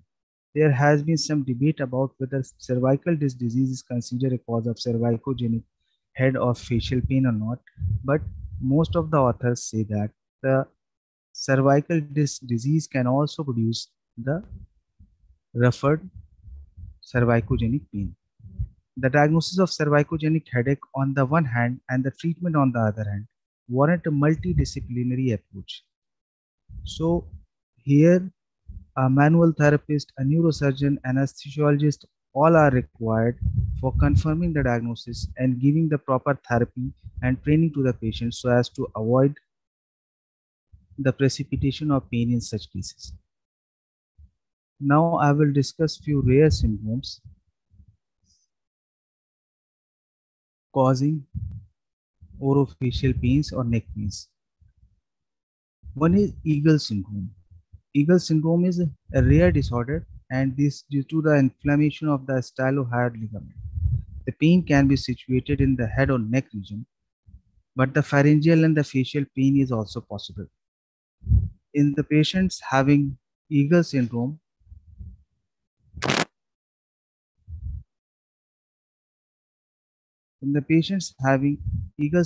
turning of the head typically provokes the pain.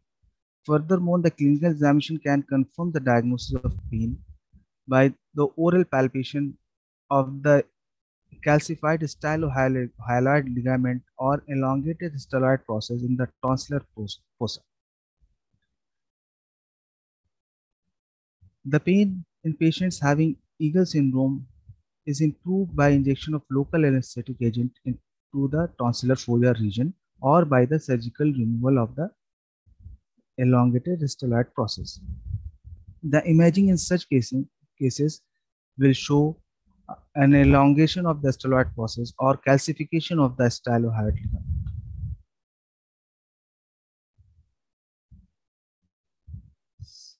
Neck trunk syndrome is another syndrome which is characterized by the symptoms of the pain in the neck or the tongue region after head is turned.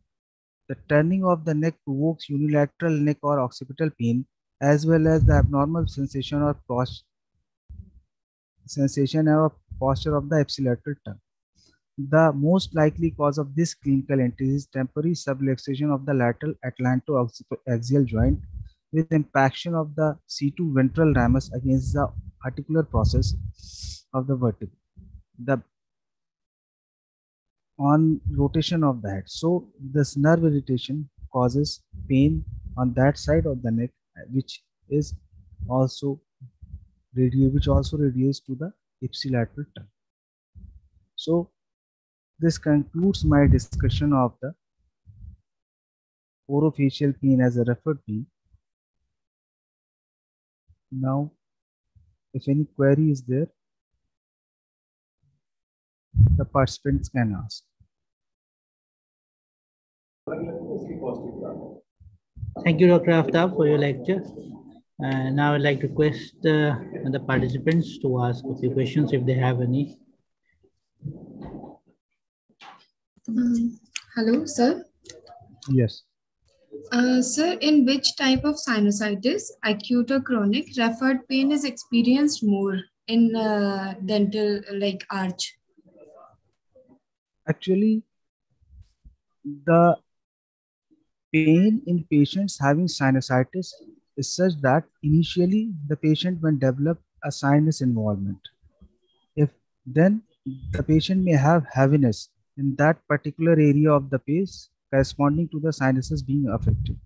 If maxillary sinus is affected, then the patient will have heaviness below the eyes, and that may radiate to the dentoalveolar region.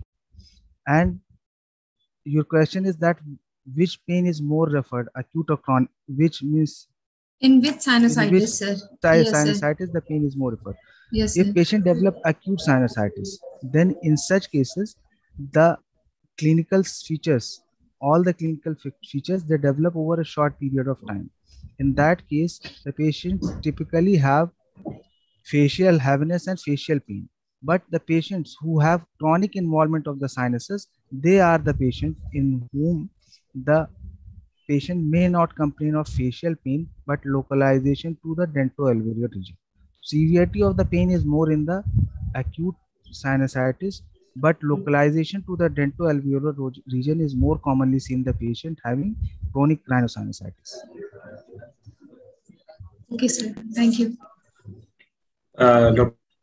Aftab, it was a nice presentation. Can I ask something? Yes. Am I audible? Yes.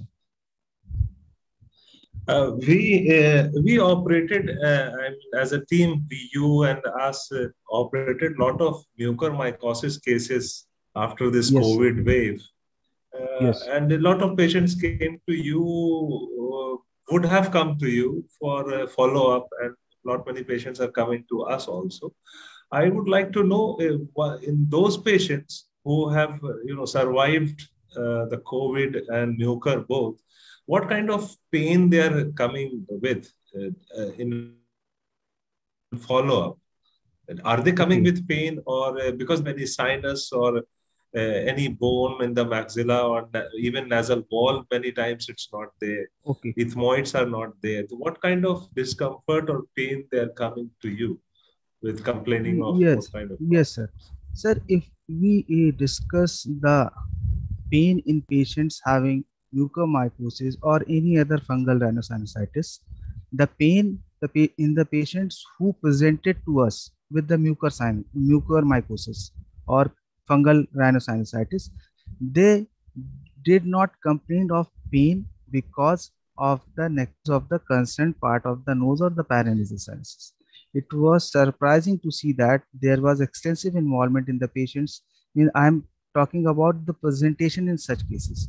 They rarely had a complaint of pain.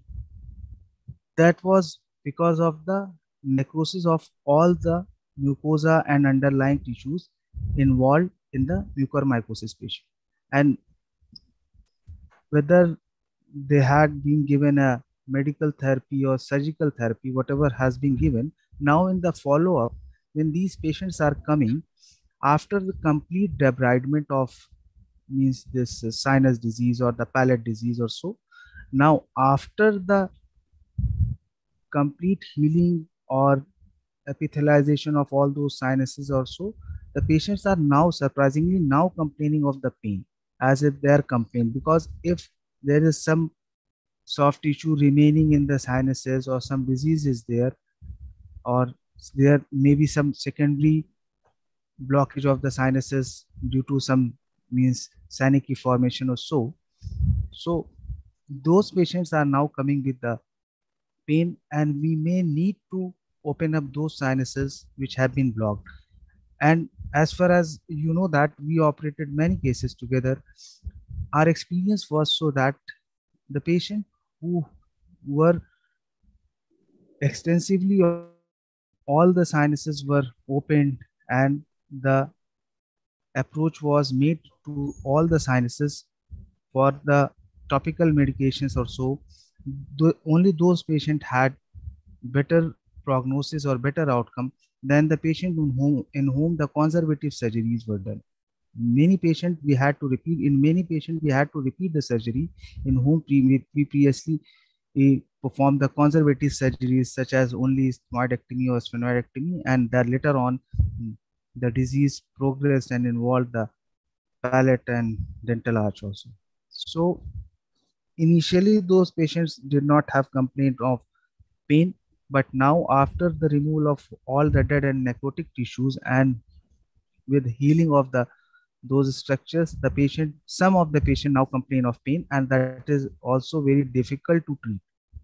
So we may need some radiological investigations to be repeated to confirm the status of the paranasal sinuses, and if there is any blockage in their drainage pathway, we have to repeat the surgery and open up those sinuses for complete removal of the disease and relief of the pain. Okay, sir, is it okay? Yeah, it's okay. I have another question actually, Yes. and rather it's related to one patient, and that girl has come to me with that actually the tooth is erupting in the nose. Okay. She's a cleft patient, operated long back, I think. Okay. And now the tooth is erupting in the nose. That finding I was able to make out, but when we got the CT done, she is having all the sinuses of the same side involved. A lot of collections are there. So my question is, I'm going to operate for the tooth. So, but she's not complaining much of pain in the sinus. Collection is visible in the CT scan, but she's not complaining. Her concern is nasal bleeding. So my question is, if she's not complaining of pain in that region, and I'm going to remove the tooth, which I feel is focus of the problem, what should we do? Should we actually, in that case also, we should go and open up the maxillary sinus and kind of see what's going on there, or we leave it? Even Sir, ethmoids are involved. Yes, sir. As you just mentioned, sir, that the patient had been operated for the cleft palate previously. So in the patients having congenital abnormalities, it is more common to find the abnormalities in the draining pathway of the paranasal sinuses. So the patient is having collection on the CT on the same side of the sinuses. Now, when you perform the surgery for that tooth, then eventually we have to correct the drainage pathway of those sinuses, because it's possible that the patient is not having much of the clinical features due to that collection, but it's possible that patient may land up into the complications of the chronic rhinosinusitis. So the patient's eye may become involved later on, or eventually this may lead to the some central nervous system complications also. So ideally in such cases, after you correct the main pathology which about which the patient is concerned, the patient should be referred to us, and we have to open those sinuses and remove that disease. Okay, we should do it together then. Yeah, or we can do it together also. No problem. There is a question in the chat box, Dr. Tabish. There is a question in the chat box. Saw that. And Dr. Aftab, the question is from Dr. Juhi Gupta, and she wants to ask that how does the mucocele of a maxillary sinus manifest itself as pain in the orofacial region, and how can we differentiate it from a pain of dental origin, and what are the treatment modalities for a mucocele of maxillary sinus?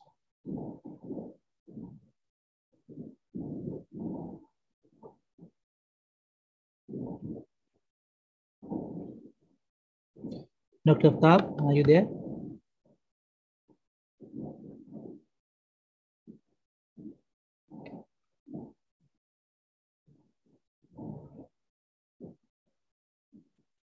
I think we got disconnected, so we'll wait for him to join us back.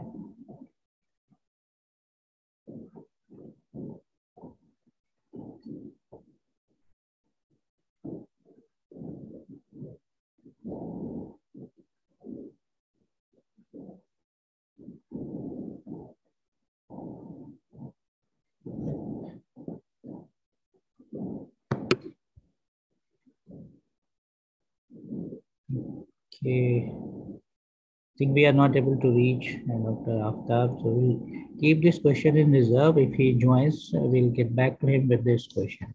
Yeah.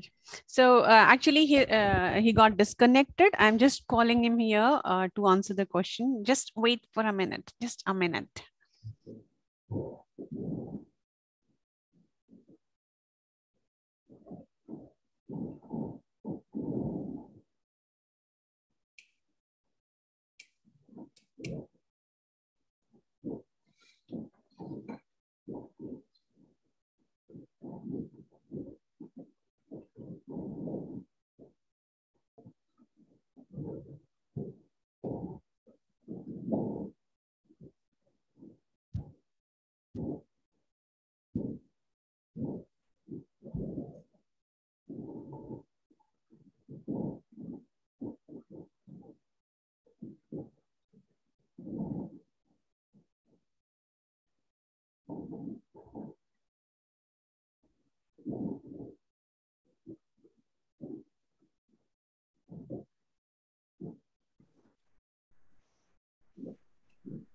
Yes. Dr. Aftab is in now. Hey, Dr. Aftab, can you hear us? You are on mute, Dr. Aftab. You need to unmute yourself. Sorry, my system turned off due to the problem in this charger connection. So Dr. Juhi's question was that how three parts. The first part was that how does a pain from mucocele of a maxillary sinus manifest itself in the orofacial region? The second part was how do we differentiate it from a pain in dental origin? And the third part was what is the treatment modality for this mucocele of maxillary sinus? So if a patient have mucocele of the maxillary sinus, then he may have presentation as a pain in the dentoalveolar arch. So in that case, the patient must have some other complaints of the nasal obstruction or some sinus pathology. That complaint may be as simple as that heaviness in the infraorbital region or the facial region, and that heaviness changes in with the change in the posture of the face. Means on if the patient is lying down and then sitting up, or patient is trying to lift something, and then when the face comes down, then this heaviness will change. Okay, and in most of such cases, some of the nasal or the sinus complaint like obstruction of on that side of the nose, or nasal discharge, or some sneezing, or pain radiating to the frontal region also may may be present, or if not found in all the cases, then on the seasonal variations these symptoms will become more marked in such cases. So if there is suspicion of any sinus involvement in such cases, even with the evaluation of the all pathologies for the tooth, then we should go for the clinical examination and the endoscopic examination of the nose and the paranasal sinuses in such cases. This may help in the establishing the suspicion of the pathology being present in the maxillary sinus, and finally we go for the radiological scans and then confirm the diagnosis. And the treatment in most of such cases is to do uncinectomy, open up the maxillary sinus, perform a middle metacenterostomy so that the normal drainage is started, and then this mucocele will be, means the pent up collection within this mucocele is drained, and the cavity epithelium now with the topical treatment and the systemic treatment with the antibiotics and the steroid treatment will revert to the normal. Thank you, Dr. Aftab. I think you gave a very explanatory answer and a very good answer to the questions. All the parts were beautifully covered. So thank you very much, sir. Now this brings us to the end of this third lecture. And our next lecture is about introduction to diagnostic criteria for temporomandibular disorders. Now, temporomandibular disorders, better known as TMDs, are the second most common musculoskeletal disorder resulting in pain and disability after lower back pain. And this research and diagnostic criteria was first published in 1992, and since then it has been most widely employed diagnostic protocol for TMD research. And this classification system was basically based on the biopsychosocial model of pain. So let us revert back to Professor Matsuka to know more about the diagnostic criteria for temporomandibular disorders. Professor Matsuka. Thank you, Dr. Tabishir. So I will show the slides.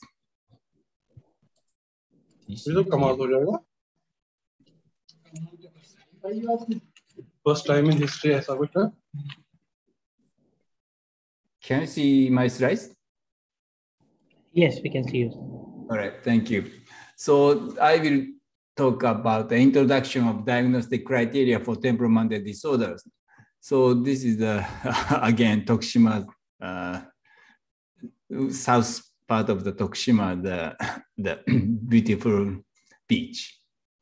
All right, what is DCTMD? You know, diagnostic criteria for temporomandibular disorders. And the DCTMD will provide evidence-based criteria, for the clinician to use when assessing patients, and will facilitate communication regarding consultations, referrals, and prognosis. The research diagnostic criteria for temporomandibular disorders have been the most widely employed diagnostic protocol for TMD research since its publication in 1992. So In 1992, the research diagnosis criteria for temporal disorder has been published. So we called RDC-TMD. And RDC-TMD had the two axes. Axis 1 is the physical assessment, and axis 2 is the assessment of psychosocial status and pain-related disability. Psychosocial things, axis 2, as Professor Shyster reported yesterday, presented yesterday. But how the RDC-TMD changed to the DC-TMD. So the major steps from the RDC-TMD to the new DC-TMD. So they don't have the research. DC-TMD doesn't have research, only diagnosis criteria, so in more clinical things. In 1992, publication of RDC-TMD, expert-based classification of most common DMD derived from epidemiologic and clinical data, dual-axis system, clinical condition, the axis 1 and axis 2. Axis 2 is the pain-related disability and psychological status. From 2001 to 2008, validation project, multi-center study with different standard examiners, comprehensive assessment of the reliability and validity of the RDC-TMD, established need to revise RDC-TMD they found. And 2008, symposium at IADR conference in Toronto, revised RDC-TMD presented to the international research community and published critique and recommendations to enhance use in research. 2009, International RDC-TMD Consensus Workshop at IADR conference in Miami.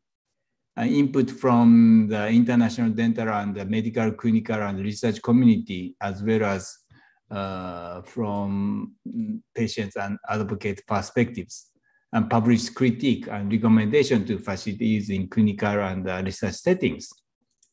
And in 2010, publication major findings of validation project, revised RDC-TMD algorithm provided reliable and valid clinical criteria for pain-related TMD, demonstrated need for imaging for most TMJ disc displacement and degenerative joint disease, support for existing access to instruments, recommended development DC-TMD with international input. And 2010 symposium at IADR conference in Barcelona, Spain, DC-TMD presented to the international clinical and research community, and critique and comments on axis 1 diagnosis algorithm for the most common TMD and axis 2 assessment protocol. And 2011 international DC-TMD consensus workshop at IADA conference San Diego, refinement of axis 1 diagnosis algorithm for common and uncommon TMD. And from 2011 to 2012, field trials of axis 1 examiner specification and axis 1 and 2 self-report instruments test sites. Buffalo, test sites is the Buffalo, Minneapolis, Malmö, Sweden, Aarhus, Denmark, Heidelberg, Germany, and Stockholm, Sweden. And 2012 finalization of DC-TMD. And 2013, final estimates of reliability and validity for axis 1 diagnosis criteria, and the finalization of DC-TMD was done. So this is a major step of movement from the from RDC-TMD to DC-TMD. So what was changed from RDC-TMD to DC-TMD? And RDC-TMD 1992, DC-TMD 2013. Pain location. In DC-TMD, they have the confirmation pain location according to complaint and examination finding of familiar pain. The familiar pains are included. Identification of headache location. And also here, measurement of horizontal incisor overlap. And also the mobility assessment of familiar pain with jaw mobility testing, and also the assessment of familiar headache in temporaries with jaw mobility testing, also the assessment of crepitus, and also here patient report TMJ noise during movement, pain and familiar pain associated with click, documentation of any TMJ locking during examination, and muscle and TMJ palpation. So this case, they use a kilogram instead of pound for a defined time period. And also calibrate fingers to specified forces prior to palpation, they required. And palpation, temporalis and master muscle was the same. And was a change, palpation around the lateral pole of the TMJ, assessment of familiar pain with the palpation, assessment familiar headache in temporalis with palpation. So this is the new things in the DCTMD from the RDCTMD. So International Network for Orofacial Pain and Related Disorders methodology inform the International Network for Orofacial Pain and Related Disorder methodology. They call inform. Examiner training. Examiner training and reliability committee provides guidelines on how to teach, learn DCTMD at 3 levels: self-instruction, a 2-day didactic course, and 2-day didactic course plus reliability assessment. Just a moment. The committee also keeps an updated list of official DCTMD training centers, different standard examiners, and protocol supervisors. In addition, the committee promotes creation of new consortium DCTMD training centers, which is essential for the implementation of DCTMD in both general dentistry and specialty care. So where the DCTMD training centers, Center Aarhus, Leipzig, Germany, Malmö, Sweden, Nihon University, Japan, or Oulu University, Finland, Umeå University, Sweden. So if you want to have the training center in India, you need to go to the somebody need to go to the maybe Aarhus University, Denmark. You need to go to the DCTMD training at first. Then, if they agreed you will be the specialist for the DCTMD, you can have the center in India, the training center in India. Yeah, if you want. And the training and calibration guidelines. Examiner training, calibration, and reliability are fundamental parts of the DCTMD in order to achieve reliable and comparable diagnostic results. The network's guidelines for training, calibration, and reliability assessment describes requirements for the 3 main levels of training and calibration. Again, self-instruction to training and calibration with and without reliability assessment. So this is a questionnaire for the DCTMD. We need to give the patient this questionnaire at first. Demographics. What is the current marital status, married or living as married, divorced or something? Number 2, what is the ethnicity? Hispanic or Latino or unknown or anything. So what is your race? Mark all that apply. Mark all that apply. Ooh. American Indian or Alaskan Native, Asian, Black or African American, Native Hawaiian or other Pacific white. What is the highest grade or level of schooling that you have completed through high school, some college graduate, professional or postgraduate level. So also they ask the income. What is your family's current annual household income? Please include all sources of income for all family members, such as wage, salaries, investments. We will ask in the DCTMD. So also the symptom questionnaire, we will give the patient this questionnaire before the examination.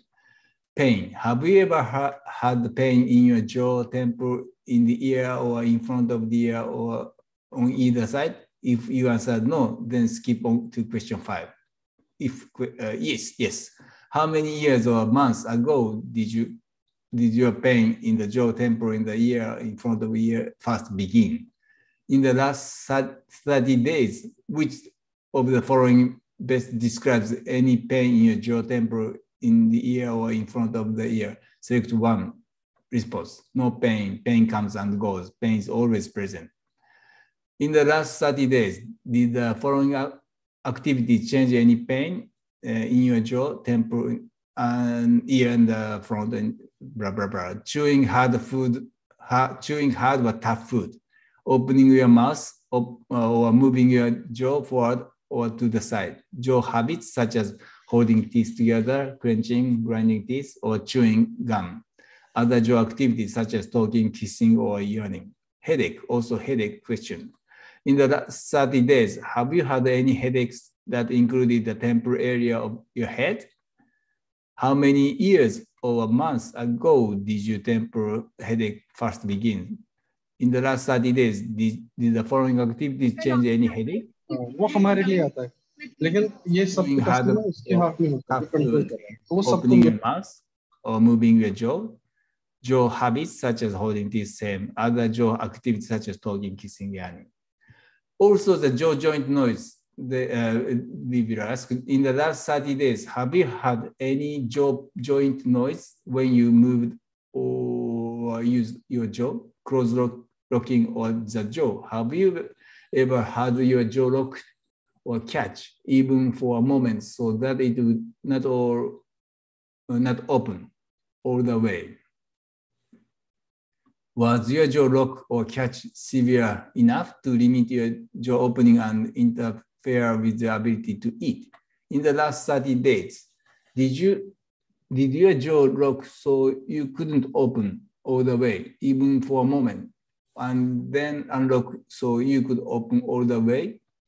Number 12, is your jaw currently locked or limited so that your jaw will not open all the way?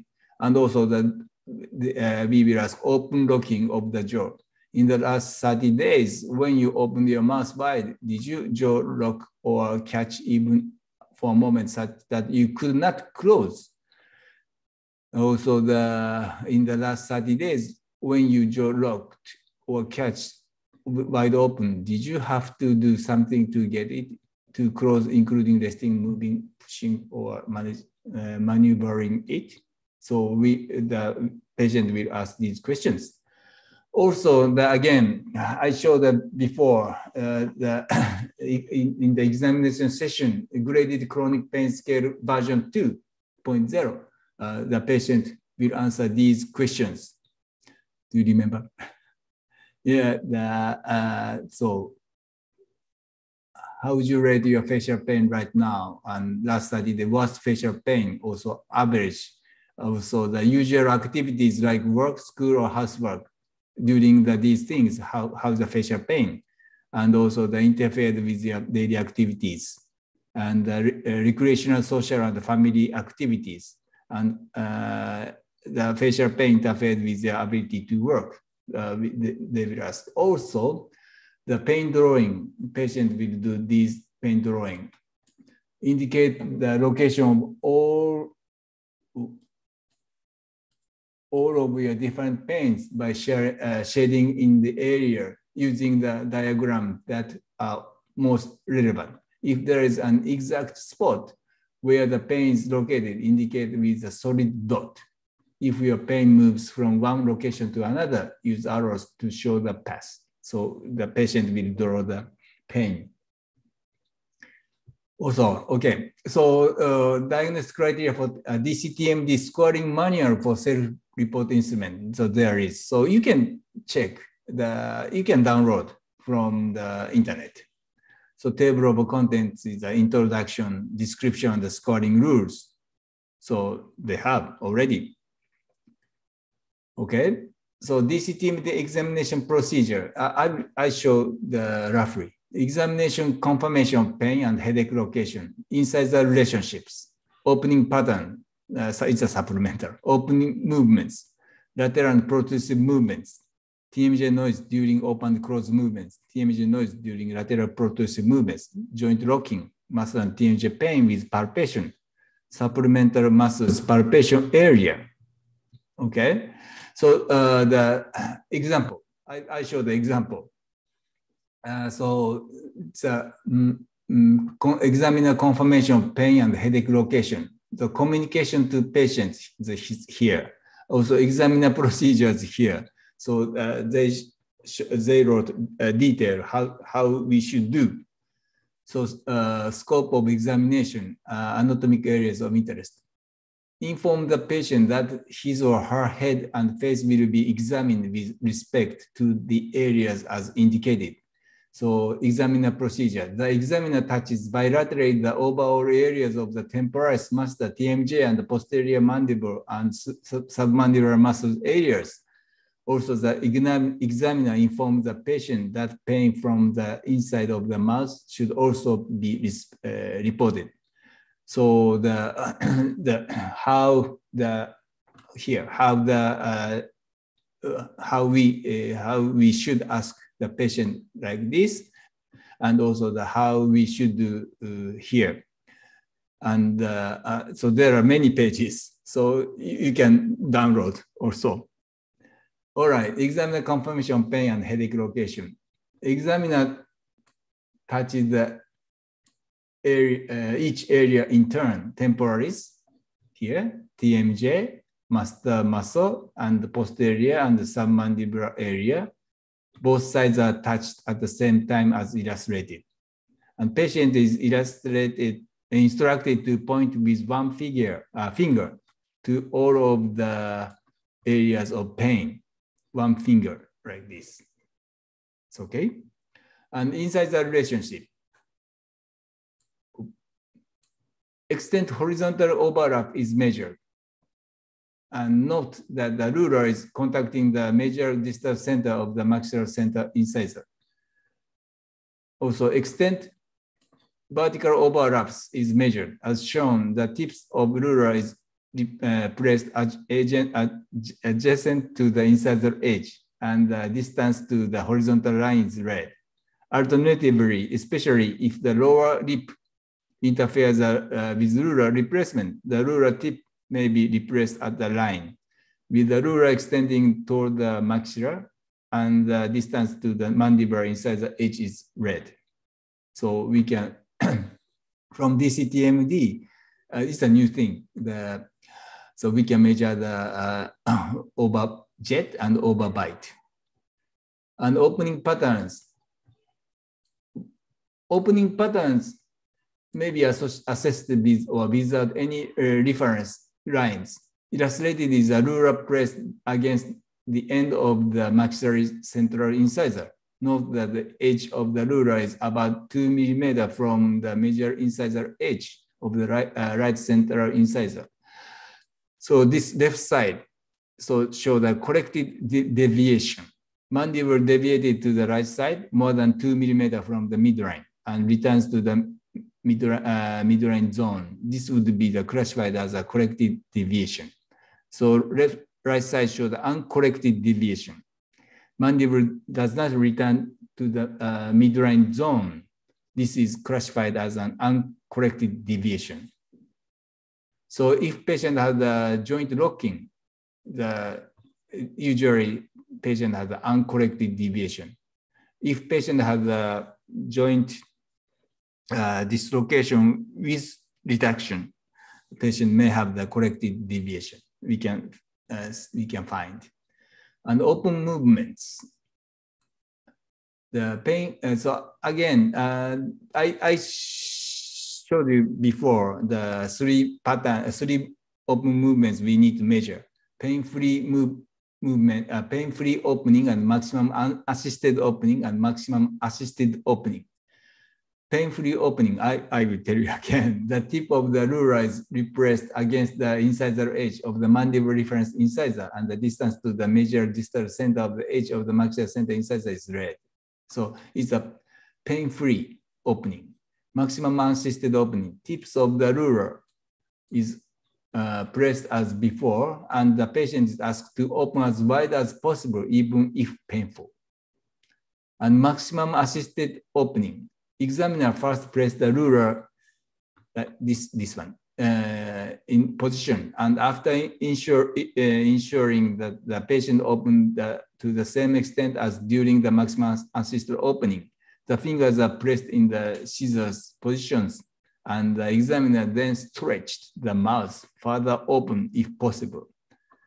A patient is asked to point to any areas of pain experienced with this movement. So patient need to, we ask the patient where is the painful point. The examiner touches the indicated area to confirm underlying structure and then asks if the pain is familiar. It's okay. Familiar pain. So familiar pain. The new things in the DCTMD. If a patient reports pain to an examination procedure, the examiner will ask the patients if the pain is familiar. Sorry.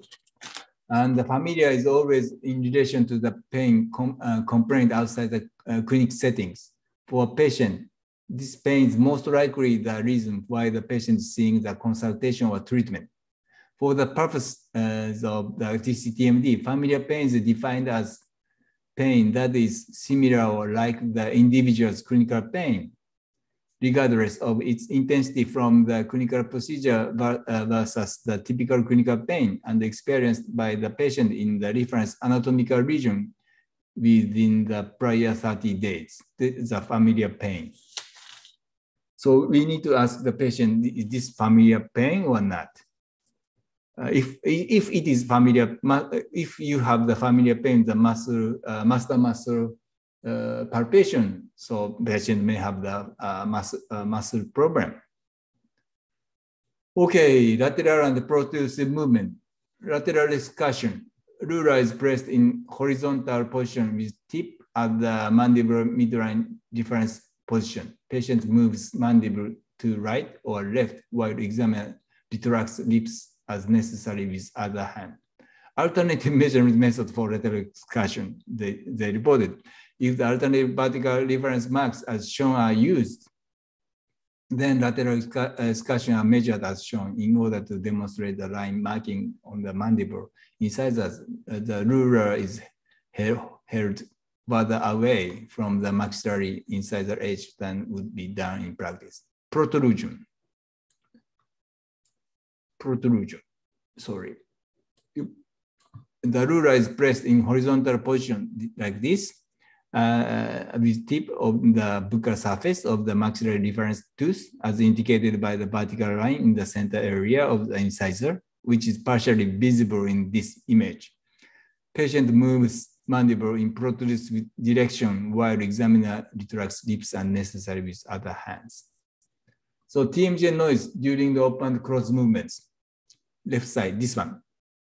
So there are several ways. Examine each TMJ separately. The examiner places one fingertip on the skin overlying the right TMJ and the other hand stabilizes the head like this. Center. Examine each TMJ simultaneously. One fingertip from each hand is placed on the skin overlying the respective TMJs. Right. While palpating the joint, the patient is asked to open and close. The left TMJ would be examined in the same manner. So we have two types: the one side, just one side, and both bilateral side TMJ noise. So there are two types. Well, regarding the TMJ noise, and as illustrated, the right TMJ is examined while the mandible is moved left. So left movement, this one. And to the, move to right. So patient move the right side, movement is right side. So center is a patient move the left side, right? Jaw moves the left side. And protrusive, this protrusive. Not shown is the same examination for the left TMJ. It's okay. So joint locking. If no open and closed locking occurred, if no open and closed locking occurred during any part of the examination, then the examination form is marked to indicate that neither type of locking occurred. If locking occurred, again, during any part of the examination, then on the examination form indicate when the locking occurred during the opening movements or at maximum opening, as well as whether the patient reduced the locks or the examiner assisted in reducing the lock. So we need to indicate. Okay, move to the muscle and TMJ pain palpation. All right, extraoral masticatory muscles, temporalis and masseter. So in the DCTMD, mainly the temporalis and masseter muscles. And illustration demonstrates the palpation pathways for temporalis and masseter, and with the 3 palpation area per zone. The goal is to palpate each zone as fully as possible. So palpate a minimum of 3 areas within each zone using 1 kilogram of pressure. So use the 1 kilogram. So again, I showed it before. So temporalis is like this, 9 points, and also masseter is like this. And the finger pressure is calibrated using a simple handheld ergometer prior to palpation, examination of the temporalis and masseter. So you need to have this ergometer. So check the 1 kilogram for the masseter muscle or temporalis muscle palpation. Target area for lateral palpation of the TMJ is 0.5 kilogram of palpation pressure. So TMJ is a 0.5 kilogram. You need to calibrate before the palpation.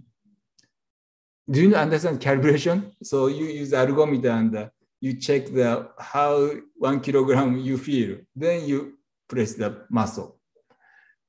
And also there is some different supplemental muscles palpation areas. Posterior, the submandibular masticatory muscle areas. Green dot indicates finger placements, and arrows illustrate direction of the respective forces.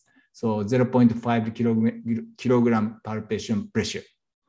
So these points, also there are different areas. Lateral pterygoid area, finger is pressed as shown, while mandible deviated to the same side. Palpate the most medial, superior, and posterior area in the vestibule.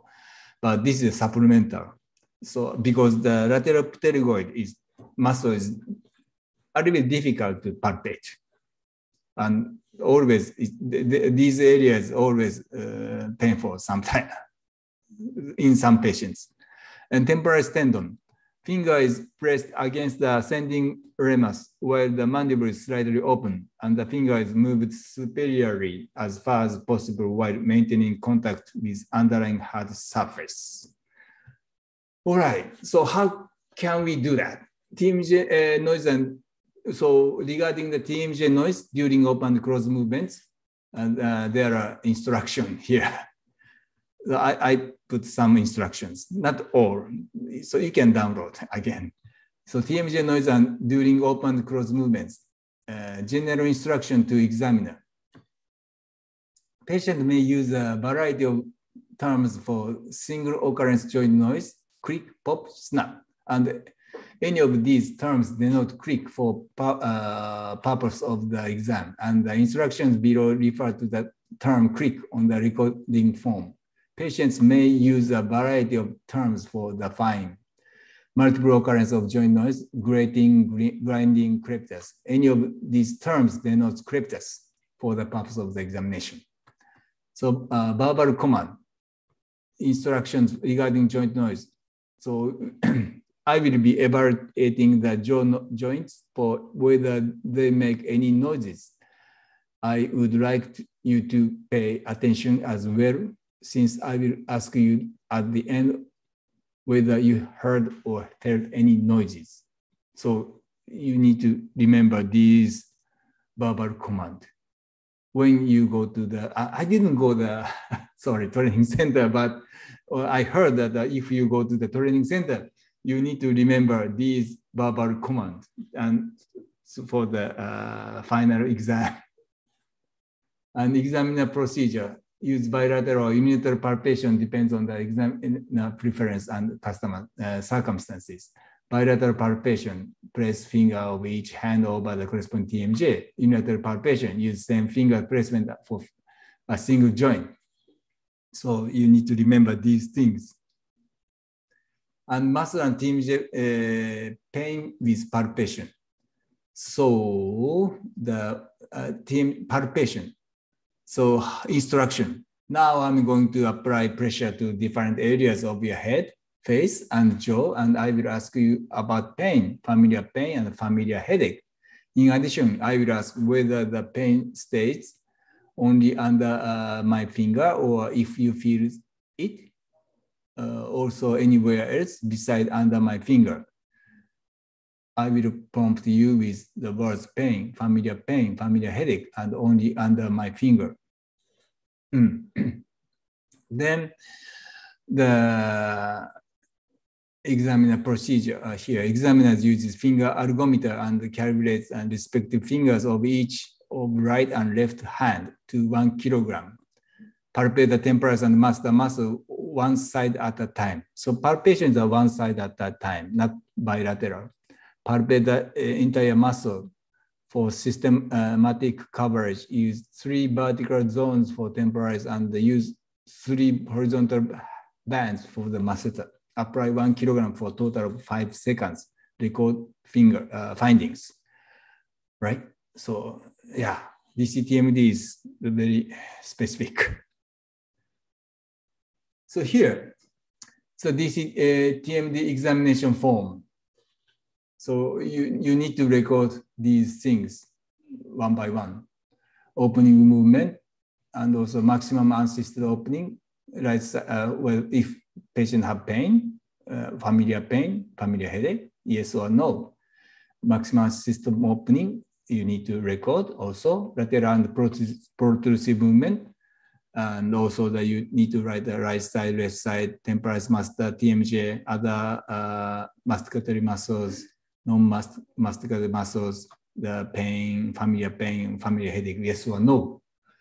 And also TMJ noise during open and close movement, click crepitus. TMJ noise during lateral and protrusive movement, joint rocking, while open position. So closed lock or open lock. And also muscle and TMJ pain with palpation, 1 kilogram. So 0 to 1 kilo temporary is masseter. TMJ 0.5 kilogram, around lateral pole 1 kilogram. And also you need to write, again, you need to write familiar pain, familiar headache, referred pain, etc., etc. Supplemental muscle pain with palpation, also you need to write. So, and then you can write the diagnosis.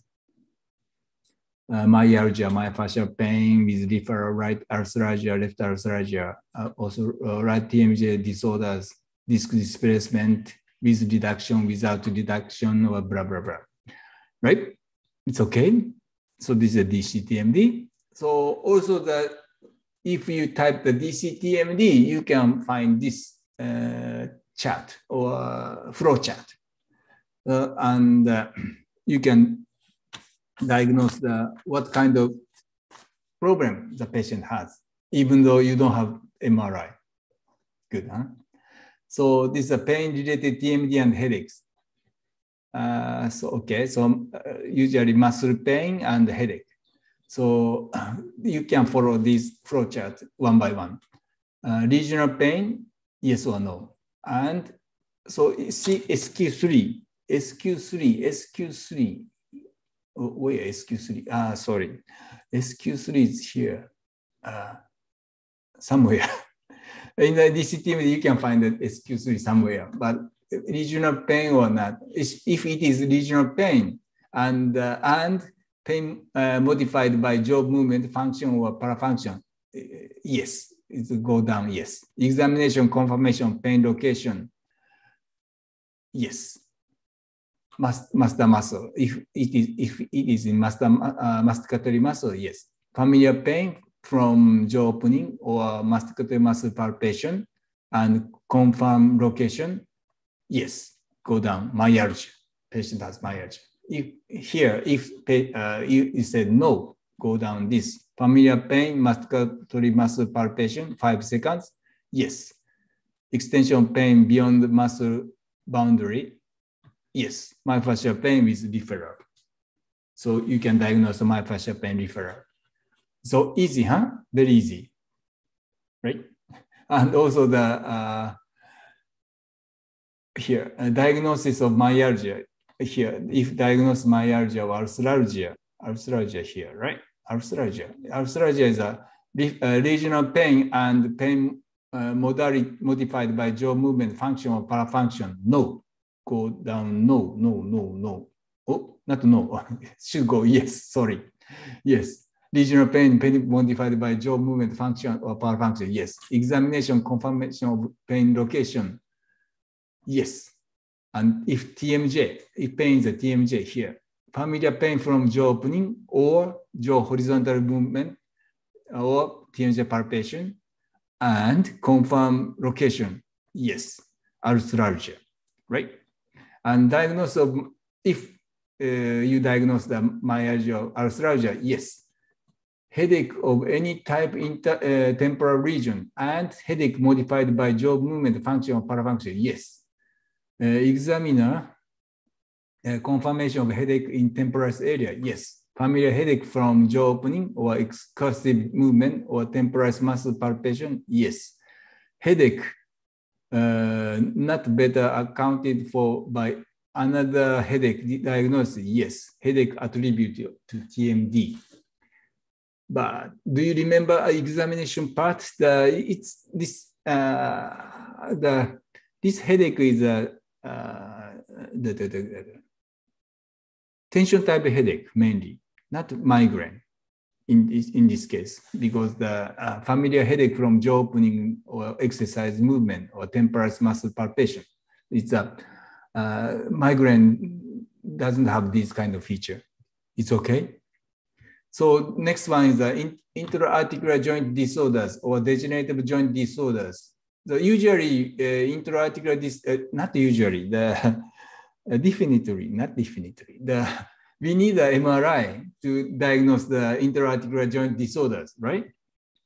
But here confirmed by MRI when indicated. Okay, so let's go first. Prior jaw locking in closed position and interference in mastication, no. If patient doesn't have the joint jaw locking, no. Current TMJ noise by history or noise detected by patient during examination, yes. Open and close click or open and close click and excursive or protrusive click, yes.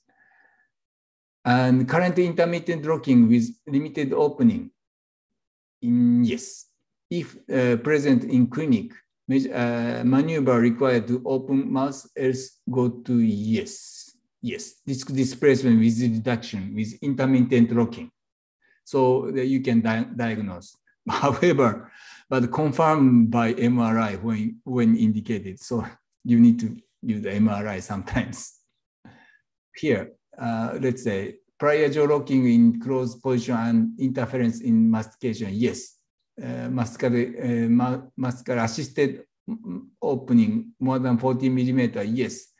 Disc displacement without reduction, without limited opening. So there is a, if the patient has a chronic disc displacement without reduction, patient can open mouth wide, sometimes more than 40 millimeters, sometimes.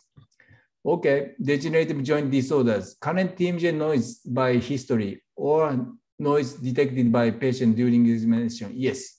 Crepitus detected by examiner, yes. Degenerative joint disease confirmed by CT when indicated. So if, yeah, of course, if you want to confirm the MRI, if you want to confirm that this disease, you need the MRI and CT, but you can roughly diagnose with this flow chart. So this is DCTMD's session. So that's it. Thank you.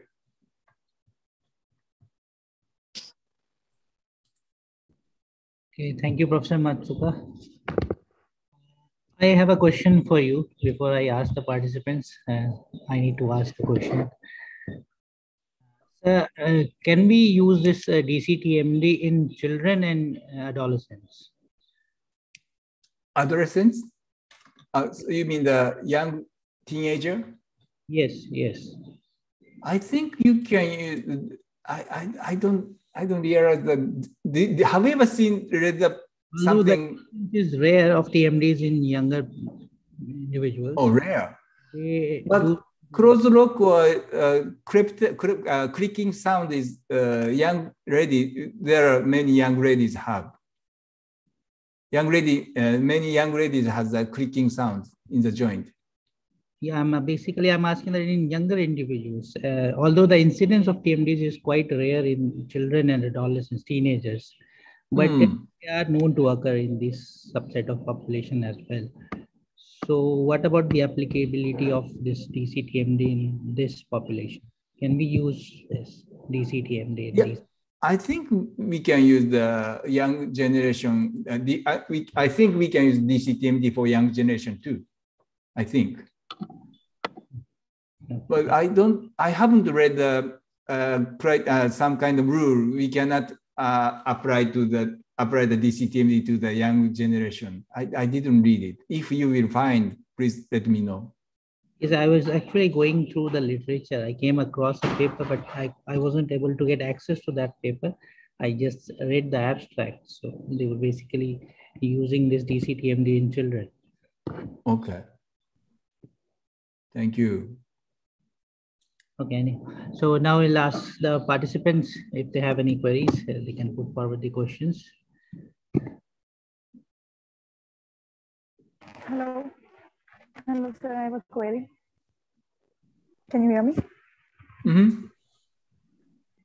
Sir, I wanted to ask about that how ethnicity is related to DCTMD. Why have they included this ethnicity in this?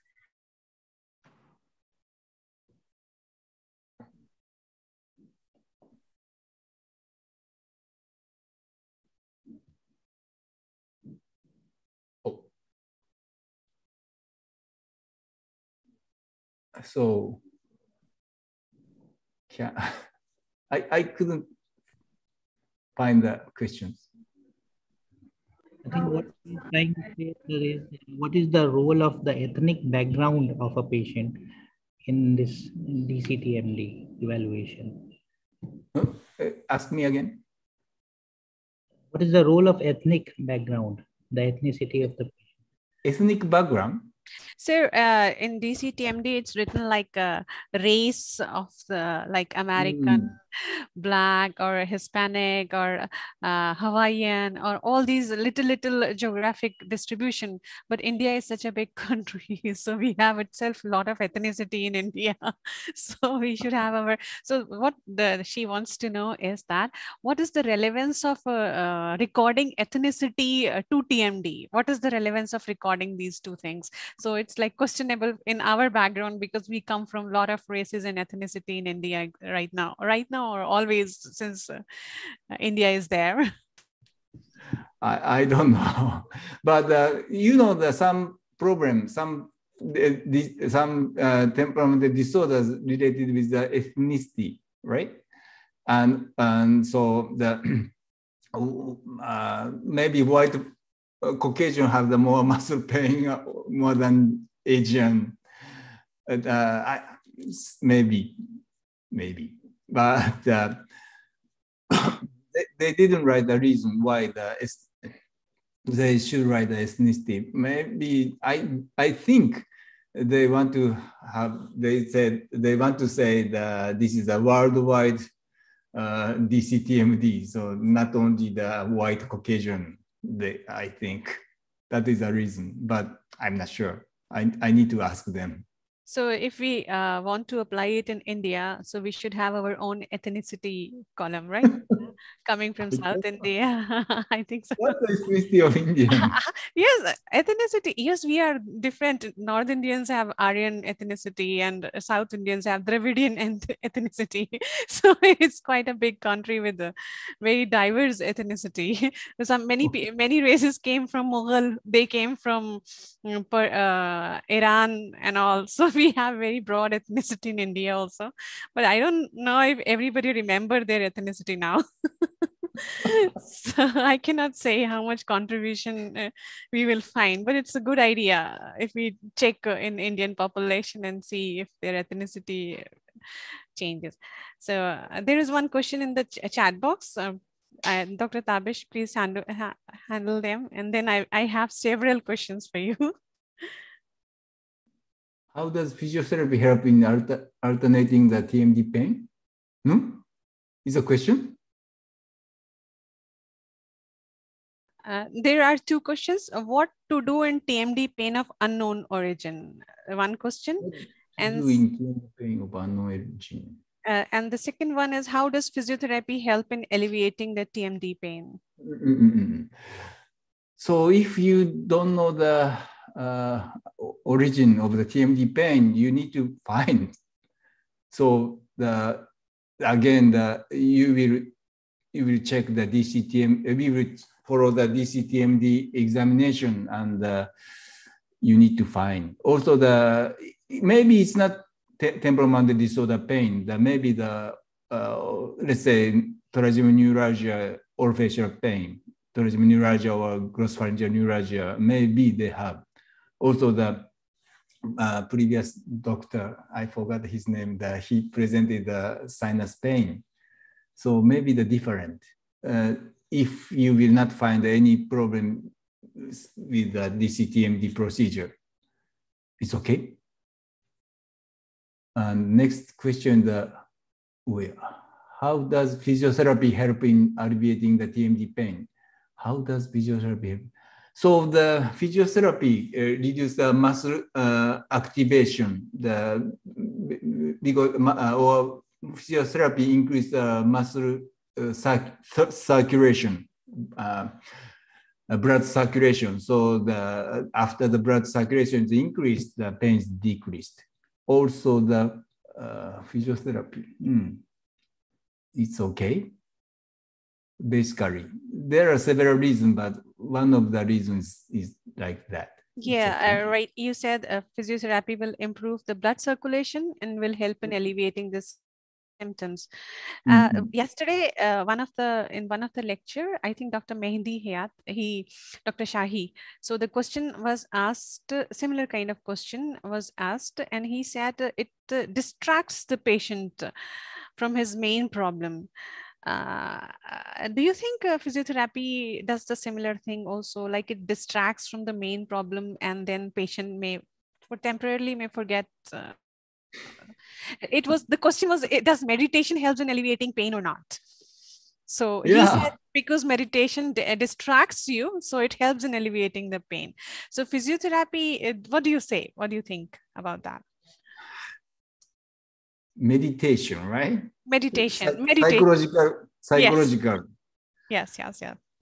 Yeah, of course, the physiotherapy works for the psychological thing also, I think, but we need to know the evidence.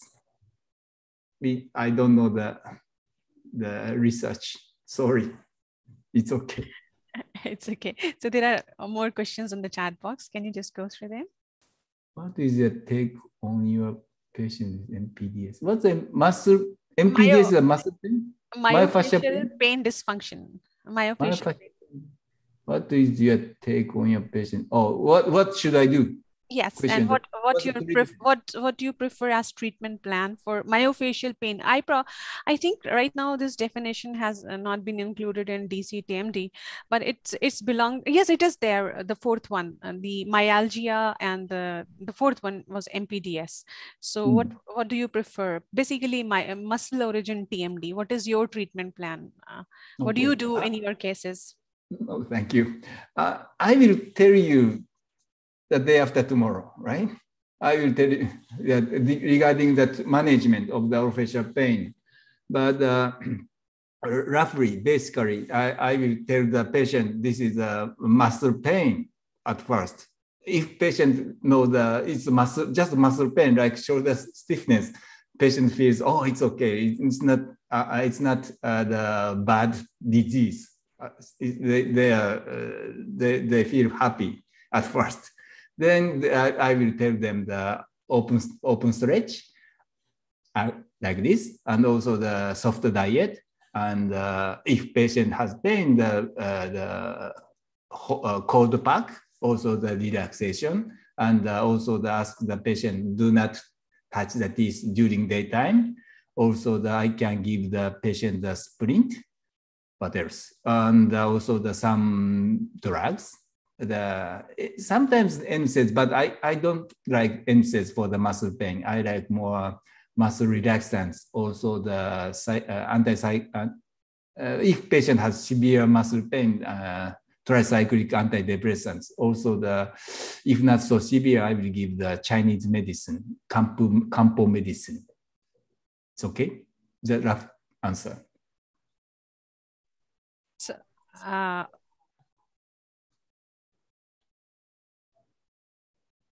What? So next is okay? Yes, please go to the next question. I'll ask later when everybody is finished. Why is the opening pattern of mandible kept supplementary in disease? Why is the opening pattern? Oh, the opening pattern, again, if patient has a close lock, joint lock, this side, patient moves the mandible like this, right? Opening pattern. If patient does not have the, if patient has the anterior disc displacement with reduction, patient move like this. So opening pattern is like this. So we can know the patient has a disc displacement without reduction or not. It's okay. So next, if ergometer is not there, then how can we calibrate finger pressure 1 kilo? You can have the balance, right? In the home, in the kitchen, you can use the 1 kilogram. You can measure the 1 kilogram in the kitchen. We don't have balance in the kitchen. Anyway, yes, we can find balance somewhere. It's not so difficult. So yeah, of course. So I wanted to ask one thing. First thing is that you said yesterday that in Japan, you cannot prescribe tricyclic antidepressants. Dentists cannot prescribe, but can you, right?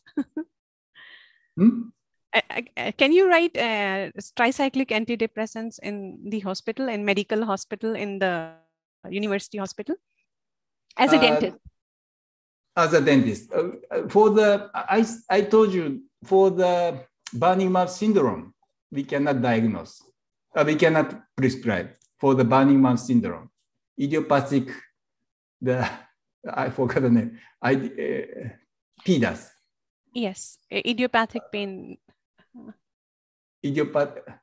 Persistent idiopathic pain, blah, blah, blah. We cannot prescribe the tricyclic antidepressant, dentists or any doctors also in Japan.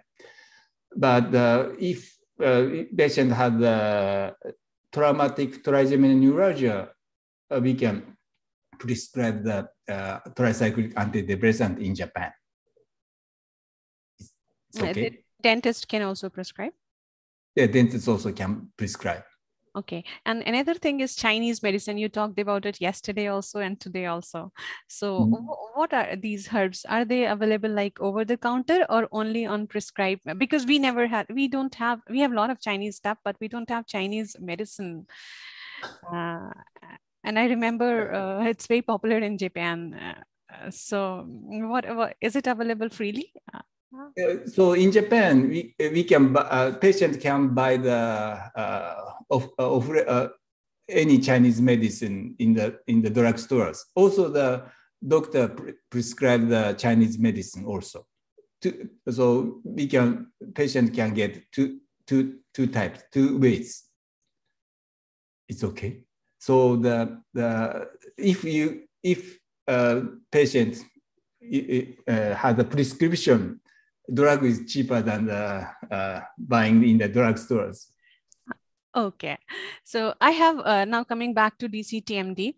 So one thing is that it's very elaborate form. One thing you said in the beginning that you need to have training to use it. So like it's like a formal official certificate we need to before using it, or it's available like you can use it in clinical and research purpose. Of course. Yeah, of course you can use anytime. You can follow the guidelines. You can use it. But if you want to write in the paper, in the research paper, in the clinical report, if you say that I use the DCTMD, maybe you need to have the training.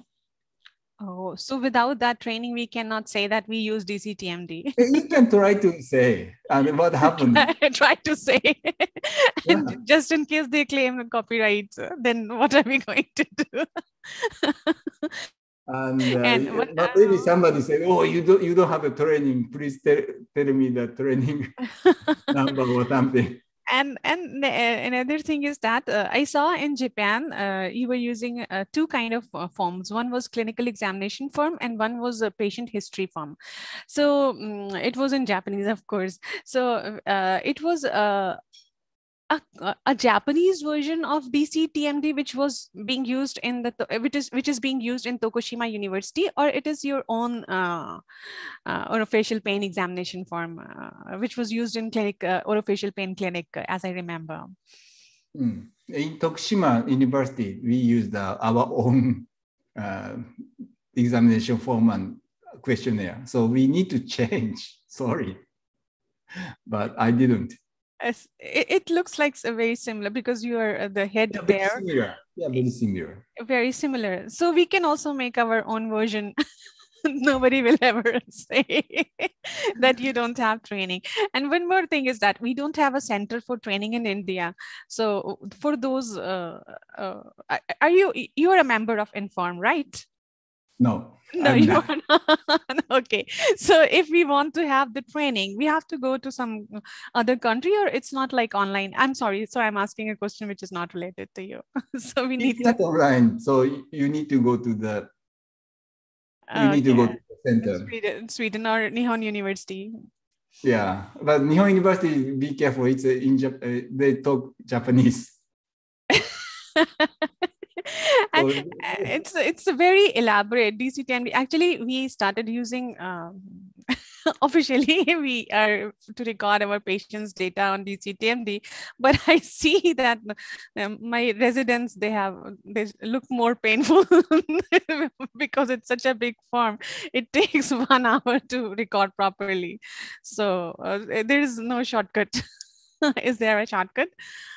We should eliminate some of the things. I don't know if it is good to eliminate because most of the patients are so complicated. Anyway, so you have one more question in the chat box. Can you?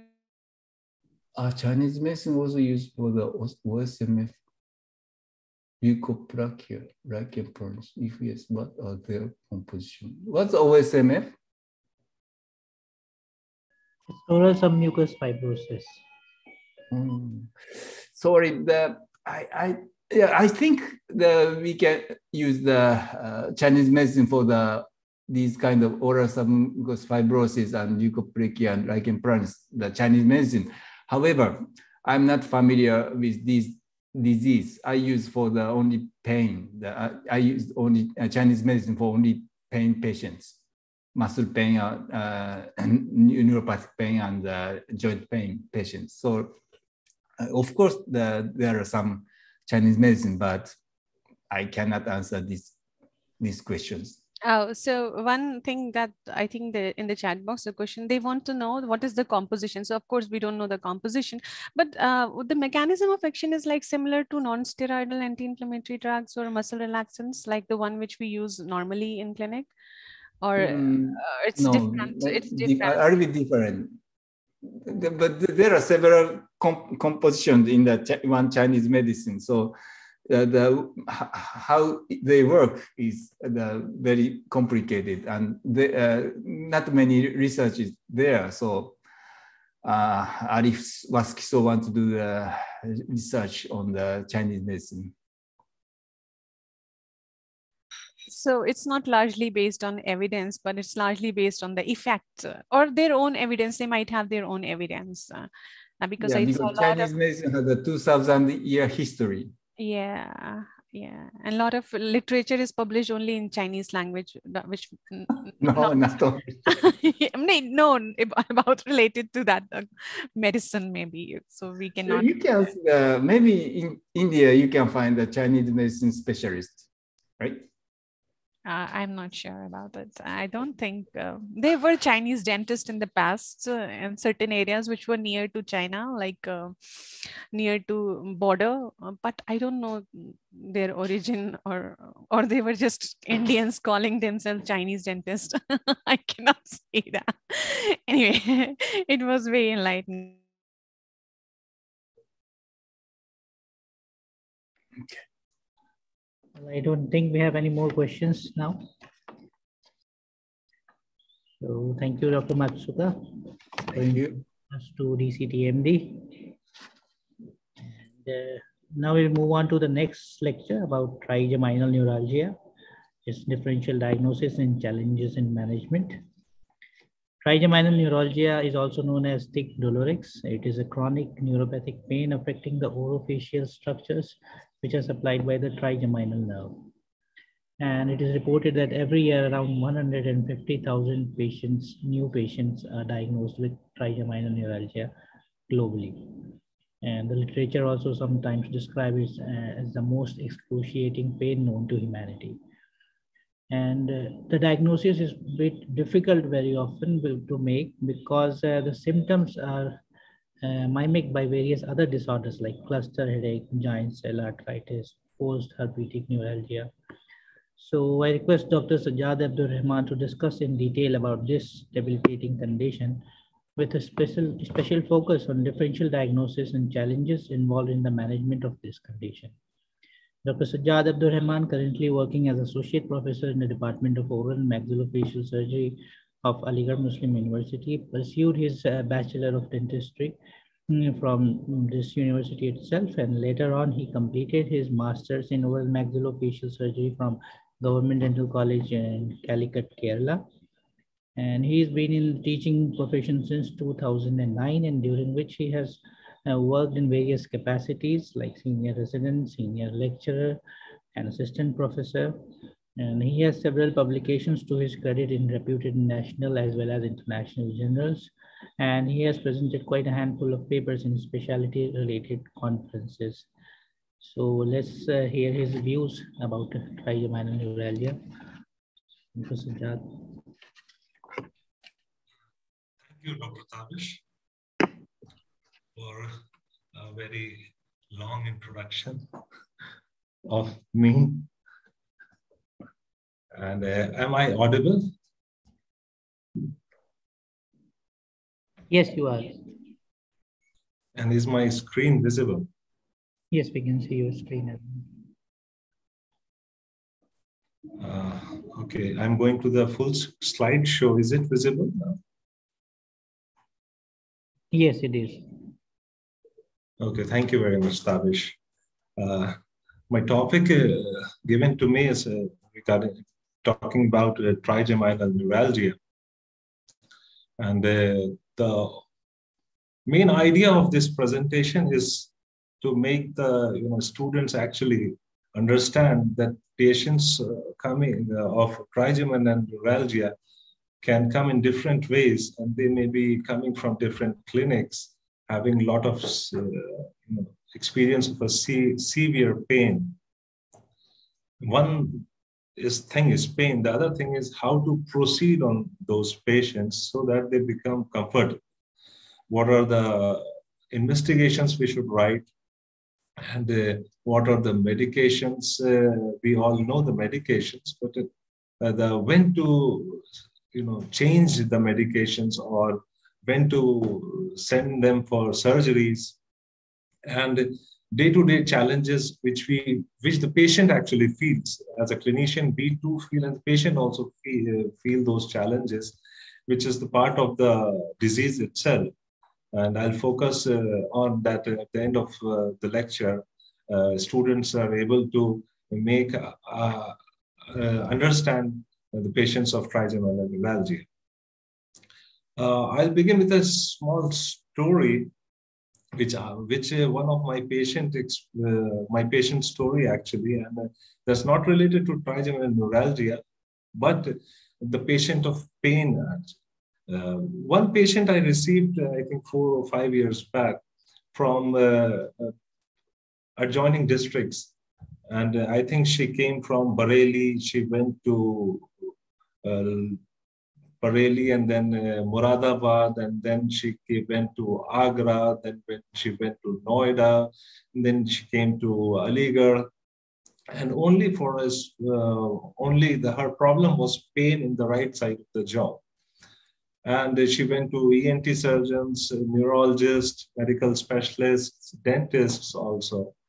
And when she was referred to me, her complaint was pain, which was persistent, not very much nagging, but she was having, you can say, pain or discomfort. But she was at that time on diazepam, almost 40 mg per day for the last 4 years.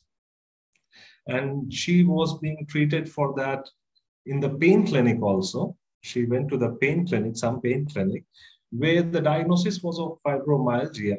And she was on different combinations of medications. But when she came to me, the pain was not very severe. That was one thing. The pain was not very severe. That's why she was like going to so many places.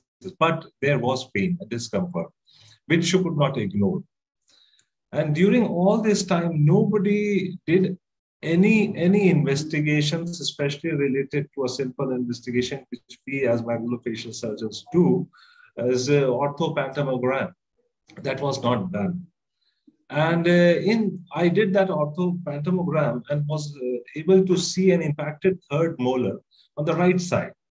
Intraorally, that was not very painful. Rather, it was not painful. Intraoral, there were no signs of any pain related to that third molar. But extraorally, when I was palpating her submandibular region, the deep palpation, I was able to elicit, she was able to tell me that she's having some pain, some discomfort, though we're not very, kind of sharp, but she was having pain, which I was able to localize. With my fingers crossed, I gave her the option that even if she is not going to get benefit of removal of third molar, I feel that she should go for removal of that third molar. And she agreed. She had no option. She had been to so many people, and she agreed to my treatment also. And luckily, the surgery was uneventful. But the surprising part was, after, you can imagine, in less than 4 months, she was off diazepam.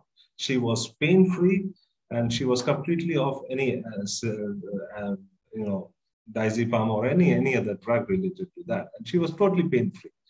So my take on that was, she went to so many people, and a simple investigation was missed, and nobody offered her a simple third molar surgery.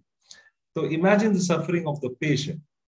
Now coming to the trigeminal neuralgia, these patients, they can go to so many people, so many specialists. They can visit the doctors, they can visit to oral surgery clinics, sometimes in acute situation. They can come to the emergency department. From the emergency department, she can be referred to oral surgery. She can be referred to, she or he, anybody. The patient can be referred to different pain clinics, from the pain clinic to a specialized facial pain clinic, or maybe to the headache clinic, and from there to the neurosurgery or neurology clinic. The relation is complex. What I mean to say here, it's a complex. The patient is a complex, she's having a complex problem. And I don't know why I'm telling she, but because it's more common in females. But the patients are complex, and these patients go on to so many people and without much of a relief. The moment we receive these patients, we need to have some understanding of the psychological relation of the disease with the patient. Usually these patients would have visited many places. That's why this condition is pretty debilitating, pretty tiring to the patient. The patient can have psychological issues. Patient can have social issues, especially like touching, brushing, speaking, all those things are affected. She can have lack of sleep. She can have, altered feel not normal. She can be in patient of anxiety. A patient can be a patient of anxiety, depression, poor sleep maybe, and then it can affect the mental health. These patients are pretty, many times in a bad shape.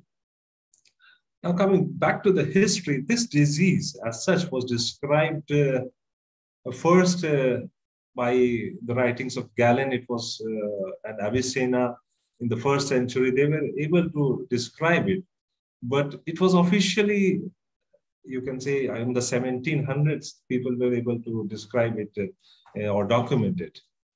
And the first person, as Dr. Tabish told, in 1756, Nicholas Andre coined the term tic douloureux because of the special facial tics, patient spasm they have on the face during attacks.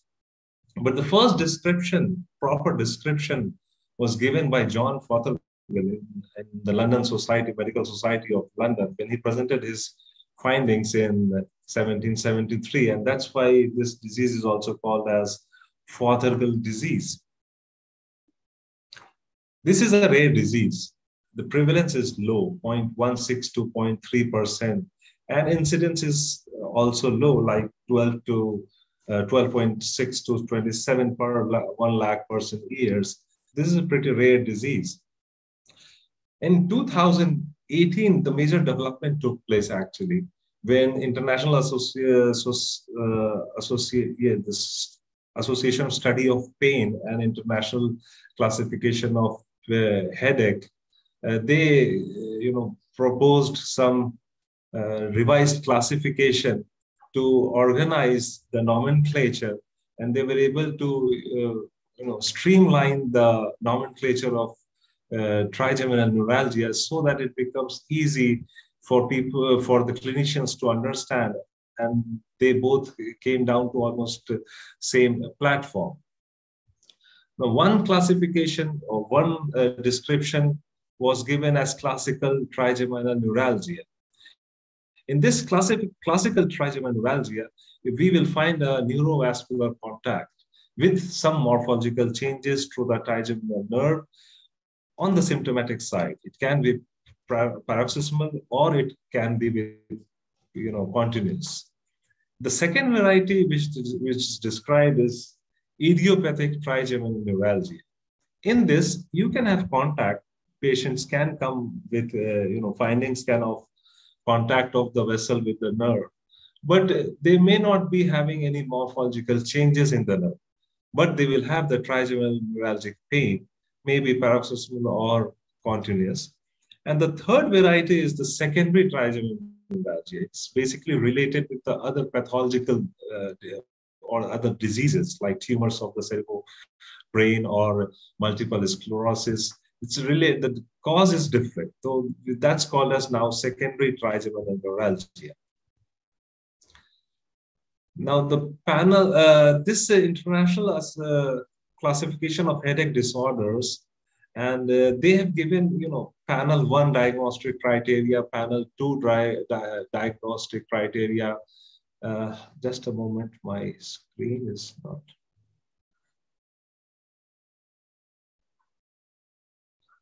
Just a moment, please.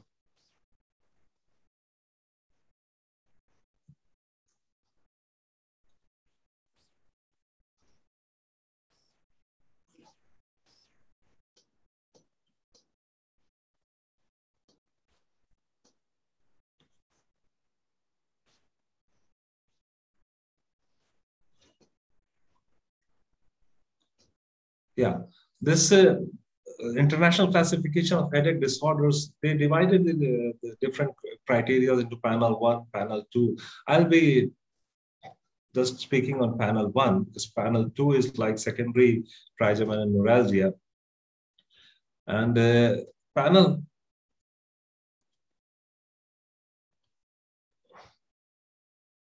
is my screen changing? It's not changing, Dr. Sajjad. Could you please come out of the slide share and come again with the slide share? Maybe it will work.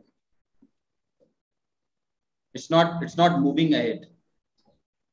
Stop sharing and start sharing again. Exit the slideshow, stop sharing and start sharing again. Okay.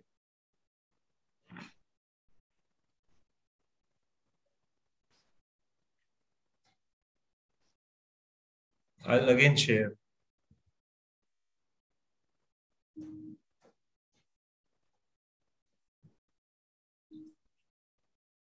Is it visible now?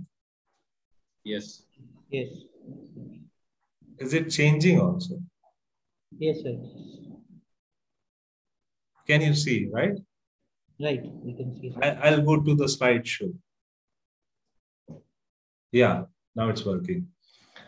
To describe this panel 1 of the criteria, it has been, I've written everything, but I do not want to change the language.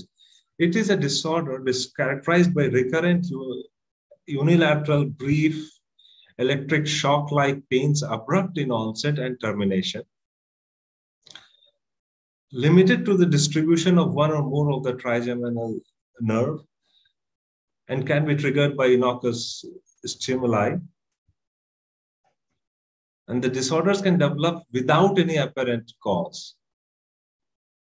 That is one important thing. Or be a result of another diagnosed disorder. Additionally, there may be concomitant continuous pain of moderate intensity within the distribution of the affected nerve. Now, it has to qualify certain criteria to be called as trigeminal neuralgia. The first A criteria is recurrent paroxysm of unilateral facial pain in the distribution of one or more branches of trigeminal nerve with no radiation beyond, and fulfilling the criteria B and C. What is B? Pain has all the following characteristics, like lasting from a fraction of a second to 2 minutes. It should have a severe intensity, and the nature should be electric shock, shooting, stabbing, or sharp in quality. And the criteria C is precipitated by innocuous stimuli within the affected trigeminal distribution. That is the criteria to describe or to define trigeminal neuralgia. The International Association of the Study of Pain has also described same thing. It has to be there should be orofacial pain, should be distributed within this the trigeminal territory, and pain is usually triggered by innocuous maneuvers. And they have described it as clinically established trigeminal neuralgia. Now, certain common features are there. It affects the right side more than the left. It has affected females more than the males. Most of the time, it is the mandibular nerve, and maxillary nerves come second in the involvement. Ophthalmic division has very minimal involvement in trigeminal neuralgia.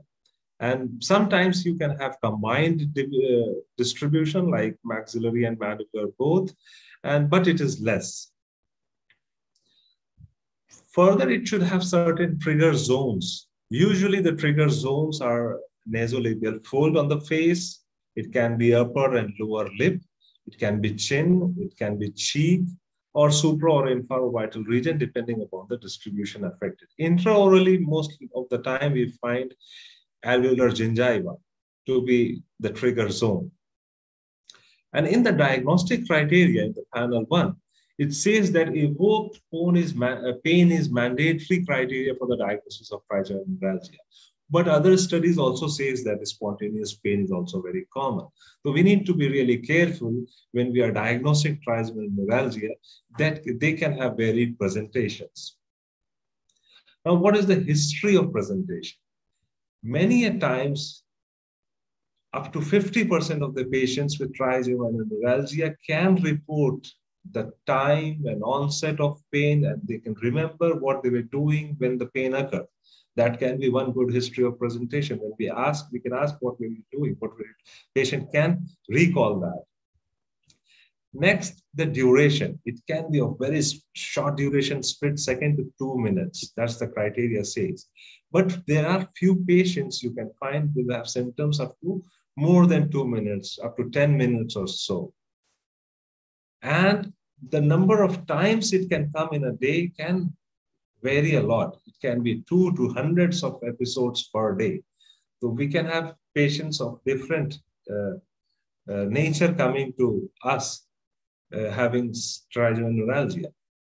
Now, what happens is after the episode, many a times it has been seen that patient can go into a refractory period where the pain can't be removed. The patient can go into remission for months or years. It's unpredictable.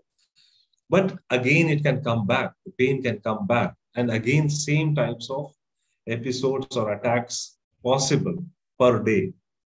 So it is possible to have, in the initial stages, the patient can get some medication and can go into remission, but the patient can come back. We need to follow and diagnose and, kind of tell the patients about the probable cause if we can make out. Now, this is a good picture which describes the tic douloureux, the spasm, the affected site, the electric shock like. And you can also see that the age in which it occurs. It usually occurs the later half of the after 50s common. There are studies which says that after beyond 60, 70, you have more incidences of trigeminal neuralgia compared to younger population. And many a times, autonomic symptoms are possible in our patients. They can have conjunctival irritations, they can have meiosis or ptosis or sweating, or they can have a stuffed nose on the side of the pain, on the affected side. And I was going through a lot of literature, and I can't quote it now. I don't exactly remember which paper, but when I was going through it, I was able to read somewhere that they wrote down that patients coming with the pain and the autonomic symptoms, they were having difficulty in getting the relief from medications, or they were not very comfortable. They were difficult patient to treat. Now, this picture can tell us the progression of the disease. Now, initially, one can have a short duration. Patient can go into remission, can come back with a longer period of disease or activity or pain duration, and then a shorter remission. And at the late stage or late in the course of the disease, we can have a very constant and annoying pain to the patient. Now, to understand the pain, we need to understand the pathophysiology, because the symptoms are same. It's the same symptoms, electric shock-like pain occurring many times in a day, having trigger zone. We have discussed that it has been defined as classical, idiopathic, or secondary, but the symptoms are same. So we need to understand the pathophysiology of the classical or idiopathic or secondary type, because we will have a different treatment for those patients. The evidence actually suggests that there's neural pathology at the root entry zone, resulting from compression by a blood vessel or a tumor, especially in classical variety. We say classical when there is a compression of either blood vessel or a blood vessel at the root entry zone, affecting the nerve, or there are changes in the nerve. So the evidence suggests that why this happens at the root entry zone. So it has been said that in this zone, there's transition of peripheral Schwann cells myelination to central oligodendrochronology. Myelination takes place, which is thought to make this zone particularly susceptible to pressure. That is one reason people have described that why root entry zone is affected by this disease. Now, the one criteria was to have some evoked pain. Pain has to be evoked. The touch evoked pain. Why touch, brings the pain? So this has been described by a few papers, and they say that this near intense or explosive pain is because of the epiaptotic connections between the demyelinated A, beta, and delta fibers, which can somehow describe this, connections between two nerves, and which these nerves are when demyelinated, the excitation is spreads to the other nerves which are not involved in that region. It spreads fast. That's they have described, and this can be a possible cause for the touch-evoked pain. And in the idiopathic trigeminal neuralgia, where there is no compression of the root interest zone, why the pain occurs? So the proposed pathologies range from some neuronal voltage-gated ion channel gain of function mutations in the sodium channel, or there can be neural inflammation, or there can be non-specific, non-multiple sclerosis lesions in the brainstem. Any other disease not related to multiple sclerosis is a possibility of developing this idiopathic trigeminal neuralgia. Now, the other finding, which is also possible, that it can be paroxysm or it can be continuous. Now, the presence of continuous pain has been described maybe because of this ectopic impulse generation is there, and there can be the contribution of this continuous pain maybe from the central facilitation of nociceptive processing, or maybe reduced descending inhibitory mechanisms. There are certain hypotheses and works going on. They're trying to describe, the different authors are trying to describe this clinical features. One another finding, especially when the trigeminal neuralgia has affected the children group, the childhood group, or in the families they are finding it, then they say that it has got some genetics, or some role of genetics is there in the pathophysiology of the disease. And they have described that there is a possibility of gain of function mutations of voltage-gated sodium channels, because it has been seen that sodium channel blockers, they're coming up with sodium channel blockers, and they are pretty helpful in relieving the symptoms of this pain. So there is some in a genetical problem in the disease also. Now, this has been observed in few small studies, and they were found that dysfunctional sodium-gated channels of 1.3, 1.6, and 7, and they say that it can be, but we need more studies to actually speak confidently about this dysfunction of the sodium-gated channels. Now, once we have diagnosed, and that this patient is of trigeminal neuralgia, we need to understand if it's primary, or because most of the time the diagnosis is based on the history and presentation of the patient. So we need to understand, is it primary or secondary? Is it in the primary part, it is idiopathic, or it is classic?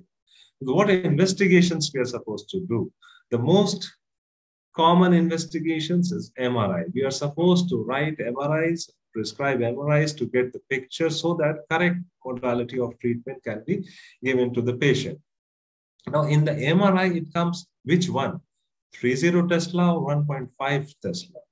The studies actually have shown us that neurovascular compression is more clearly evidenced or seen in 30 Tesla than 1.5 Tesla. 1.5 is good for identification of space opportunisms and multiple sclerosis.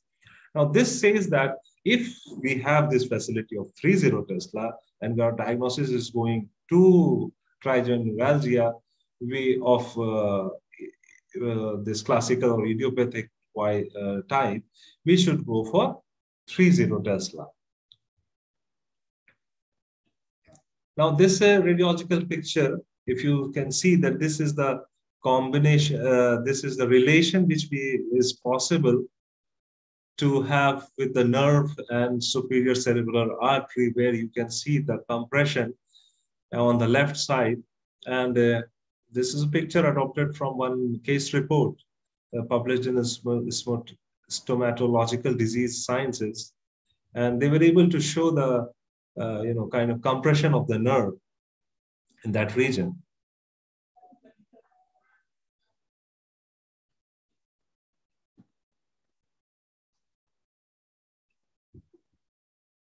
Again, my slide is not moving. I don't know why.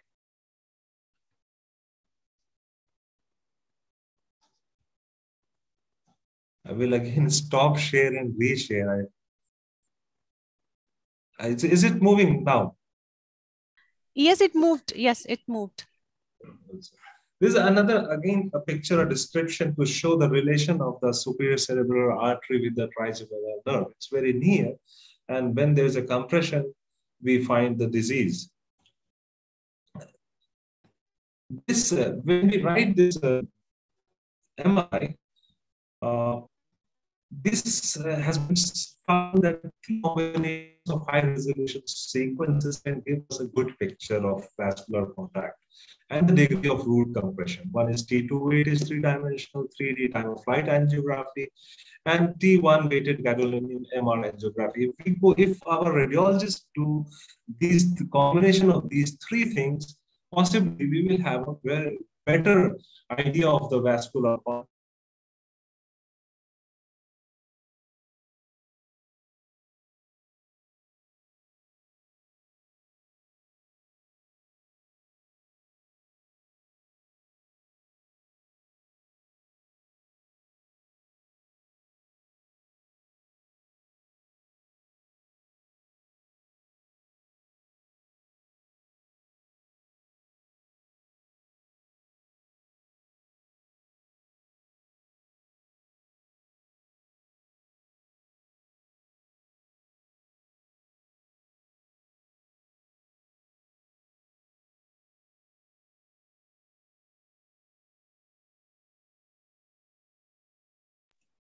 I think we are facing some connectivity issues, and Dr. Sajjad is trying to reconnect.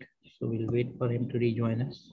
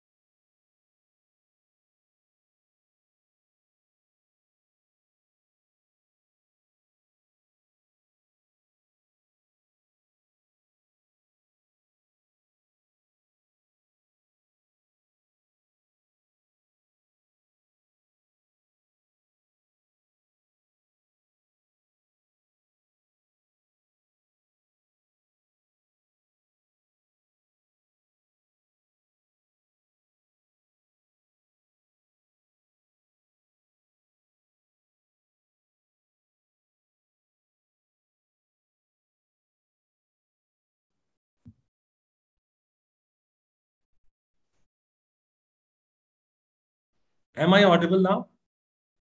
Yes, sir, you are. Oh, sorry. Sorry, I think I disconnected. I was talking about in what way radiologists can help us. If they do this three combinations, possibly we'll have a better picture. Now, this is another picture. If you can see that this clearly shows the compression of the nerve on the left side by the superior cerebral artery. And now, what other things we can find from this investigation? Now, it has been seen that the symptomatic side will have a smaller volume than the contralateral nerve and the healthy nerves. That is to say that the volume of the nerve decreases. If we have some idea of that picture from MRI, we can be sure of the diagnosis. And Also, the atrophy and displacement, dysmyelination, demyelination are possible morphological changes on the symptomatic side. Now, certain new imaging technologies has come up, which is diffusion tensor imaging. And this technique uses anisotropic diffusion of to estimate the axonal, white matter of the brain. Now, what happens is they just remove all the noises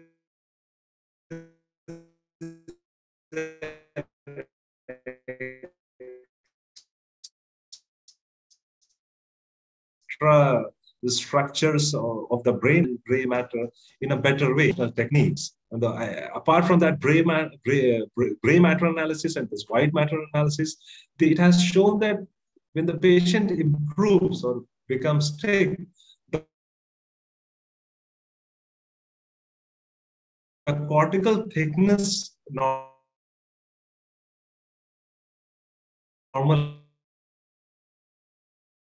normalizes. In the symptomatic patients, they have found that the cortical thickness may not be normal, which if we have the facility patient. Once we have the work that came in 2021, which is a very good flow chart to classify our patients.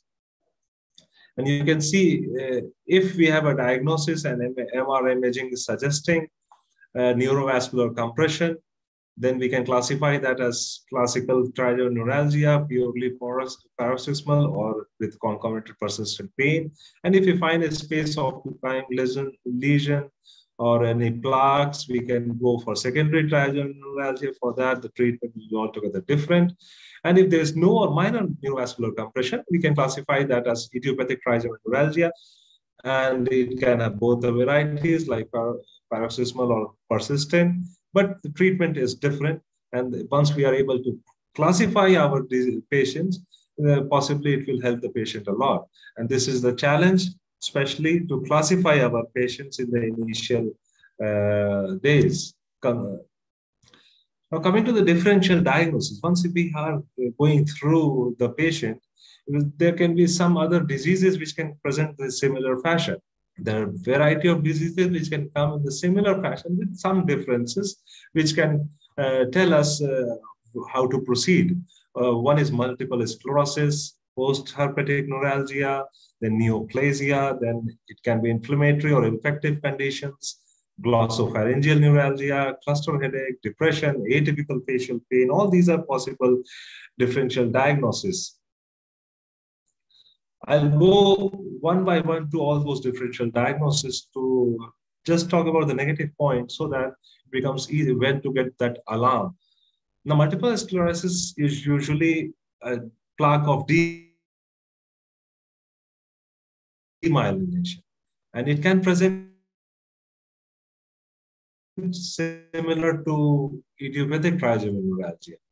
The patients affected are the same, but we can diagnose this with MRI. If we find that characteristics plaques on the cerebral hemispheres, possibly we will have to send the patient to some other group for treatment. But if the symptoms of especially young patients, if we find the same symptoms, we should alert. Trigeneuralgia in young patient, we should go for evaluation of multiple sclerosis or neoplasia or anything. Apart from that, if the patient is telling a bilateral pain, then it is a problem. Initially, it can be a unilateral, but most of the time, multiple sclerosis pain can be bilateral. The bilateral patient in a young patient, it should alarm us. Maybe the patient is not of classical trigeneuralgia. It will go to the other group, secondary group. Another problem is post-herpetic neuralgia. It's easy to make out because of the constant, intense, and burning quality of the pain. And many times you'll find a preceding facial herpes zoster history, and it will be confined to one division of trigeminal. And one can make out the scarring if it is there. If it is not there, it's a problem. But if it is there, it's somehow we can make out classical scarring of the patient and stops at the particular in the midline. It doesn't cross the midline. The other is neoplasia. And again, this also can cause pain which cannot be distinguished between idiopathic and other ones. But it will have some cranial nerve features or cerebral features like unilateral deafness in acoustic neuroma. And it may be, that is, we said that can be one of the reasons we should image our patients to rule out these lesions, the other lesions. So it's okay to advise MRI in patients of trigeminal neuralgia. Apart from classifying them into the group, it may help us in diagnosing other diseases, which may be the problem of that pain. Other diseases can be a huge variety of tumors of the brain. There can be inflammatory conditions or infective conditions like dental or TMJ pain, which are episodic. But in TMJ pain, it may be related to what other speakers have spoken and they will speak, but that agonizing quality of the pain may not be there in inflammatory or infective conditions. Especially sinusitis has been discussed just today itself. The pain may be different. It can be constant throbbing or aching pain. But sometimes the problem comes when you have an early lesion in the inflamed dental pulp.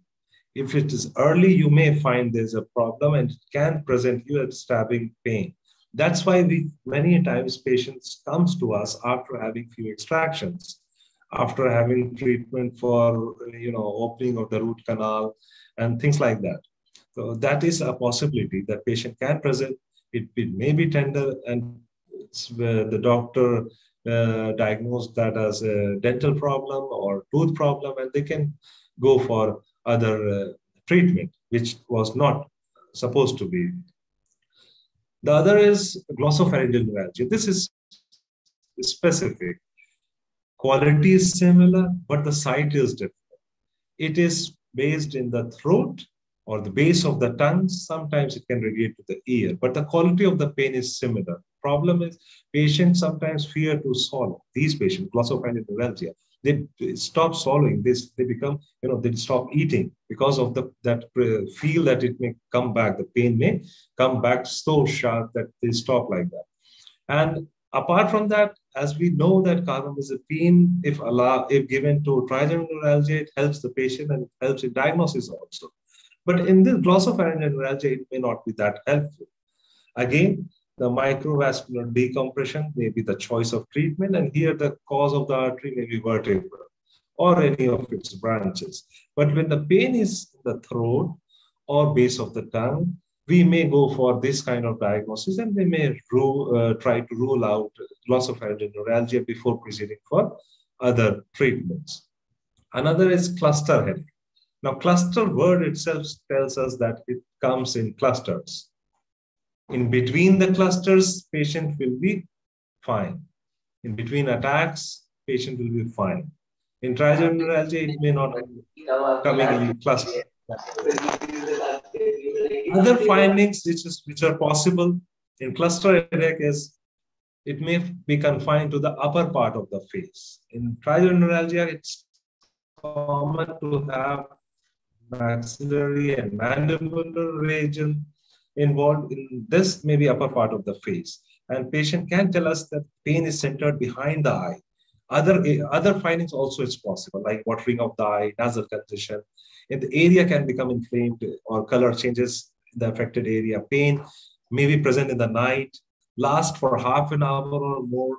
It is possible, but trigeminal neuralgia, the pain will be short-lasting. Maybe it may not, trigeminal neuralgia pain may not wake the patients from sleep. This patient may be having may have problems in that aspect. For this, the treatment is different. That's why we need to classify and diagnose it properly, because the beta blockers and anti-migraine medication helps in these patients. Another problem which is possible in a trigeminal neuralgia patient also, because of the mental effect it gives to the patient, that your patient may be depressed, or depression itself is causing pain to that patient. Depression has been found to be frequently associated with facial pain, but the background of the severity is variable. which sometimes it will be acute, but the history may not be very particular about the pain. It may have some variable. That's why, as Professor Matsuka was describing, the interview with the patient. That is very important to understand these patients. And depression should be considered in atypical facial pain, especially when the patient is telling the pain is ill-defined, it's constant, and patient's history is changing, the area is changing. Then you can go for these diagnosis, maybe that it is not trigeminalgia. The final DD, atypical facial pain.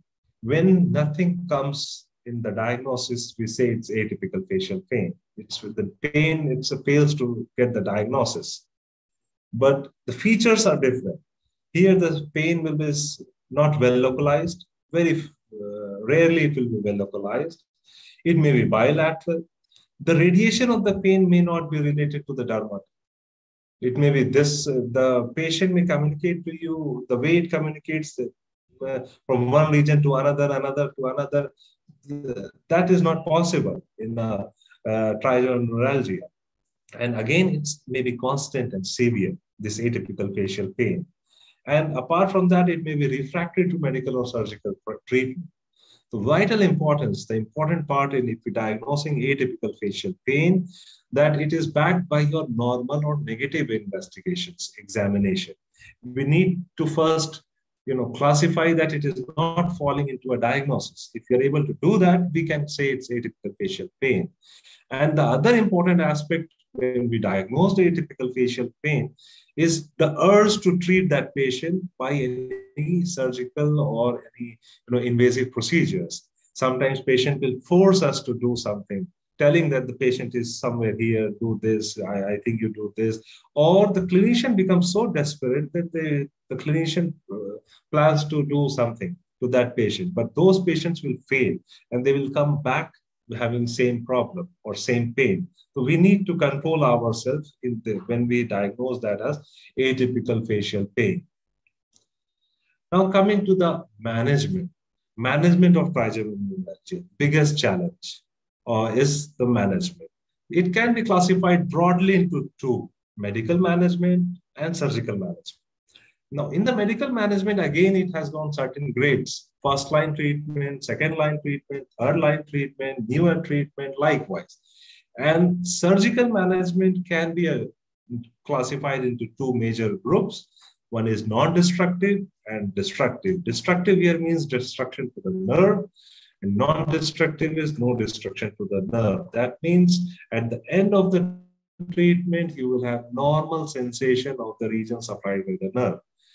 So we need to, start the treatment first by medicine. The focus is medicine, and in the meantime, we try to, develop a combination of drugs which is helpful to the patient. But when the patient comes in acute phase, when actually the patient is having severe episodes of pain, patient is with you having episodes of pain, we need to do something to that patient to relieve that pain, to give him that extra time to understand the treatment plan. One is hydration. Many times these patients may not be drinking for the fear of pain, may not be touching, brushing, and these things may be going on in his life. We need to hydrate the patient by, IV, obviously, and then titrate, meaning to admit the patient to titrate these anti-epileptic drugs to get the correct dose so that patient becomes fine for the time being. Maybe you will go for a local anesthetic blocks, but for lidocaine or phenytoin IV, I think dedicated unit should do that. As a maxillofacial surgeon and a dentist, I don't think we have the ability to prescribe, IV phenytoin we should prescribe. I think it should be under supervision of a medical specialist. But local anesthetic blocks helps nicely, and other things we can take care. And we should plan for the long-term treatment of the patient by developing the combination of drugs. Now, what are the drugs comes in the first line, second line, third line? Now, the research has proved beyond doubt that carbamazepine and oxcarbazepine, they are the first line drugs. Carbamazepine is the gold standard. There are side effects, no doubt about it. We need to explain the patient about the side effects. We need to calm the patient, especially in the initial period of the treatment. Once we have done that, possibly our patient will be more calm, composed, and if he gets the benefit, if the patient gets the benefit, possibly the patient will follow the advice and take the treatment. The dose varies according to different recommendations. This is from European, this current pain and headache reports came in 2019. I think different reports says carbamazepine can go up to 1200 to 1800 also, but we need to titrate the drug according to our need of our patient's need. If the patient is not able to tolerate that carbamazepine, so we can change that to oxcarbazepine, or we can combine carbamazepine, oxcarbazepine. We can go for controlled release, and all those combinations are there and appropriate to reach that appropriate dose. But if it is not helpful, we can add second-line drugs like baclofen or lamotrigine, and we can hope that it will affect. So, but we should try all these combinations before actually doing anything else. The third line have gabapentin, pregabalin. The new addition, according to this European current guideline of trigeminal neuralgia, for trigeminal neuralgia, this European Society's guideline, botulinum toxin has come into play. They don't have long-term results. We don't have very established evidence, but it is helping the patients. So that's why it is there in the this guidelines now. So we should try to combine these drugs to get a maximum benefit to the patient. And if it fails, we should go for some other methods. But initially, we are supposed to follow these drugs, which are there in the first line, second line, third line. Now, there are certain newer agents are coming up in the research. Still, evidence is not there too much, but they are coming up with new agents. As we were describing about that sodium channel gain of function mutations, this new drug is coming up. They are into research, vixitrigine, and it's a state-dependent sodium channel blocker, and it has actually shown that in few patients, it has reduced the number of paroxysms and the severity of the pain. So it is giving us hope that it will help in those patients where the sodium channel blocker there's some issues with that.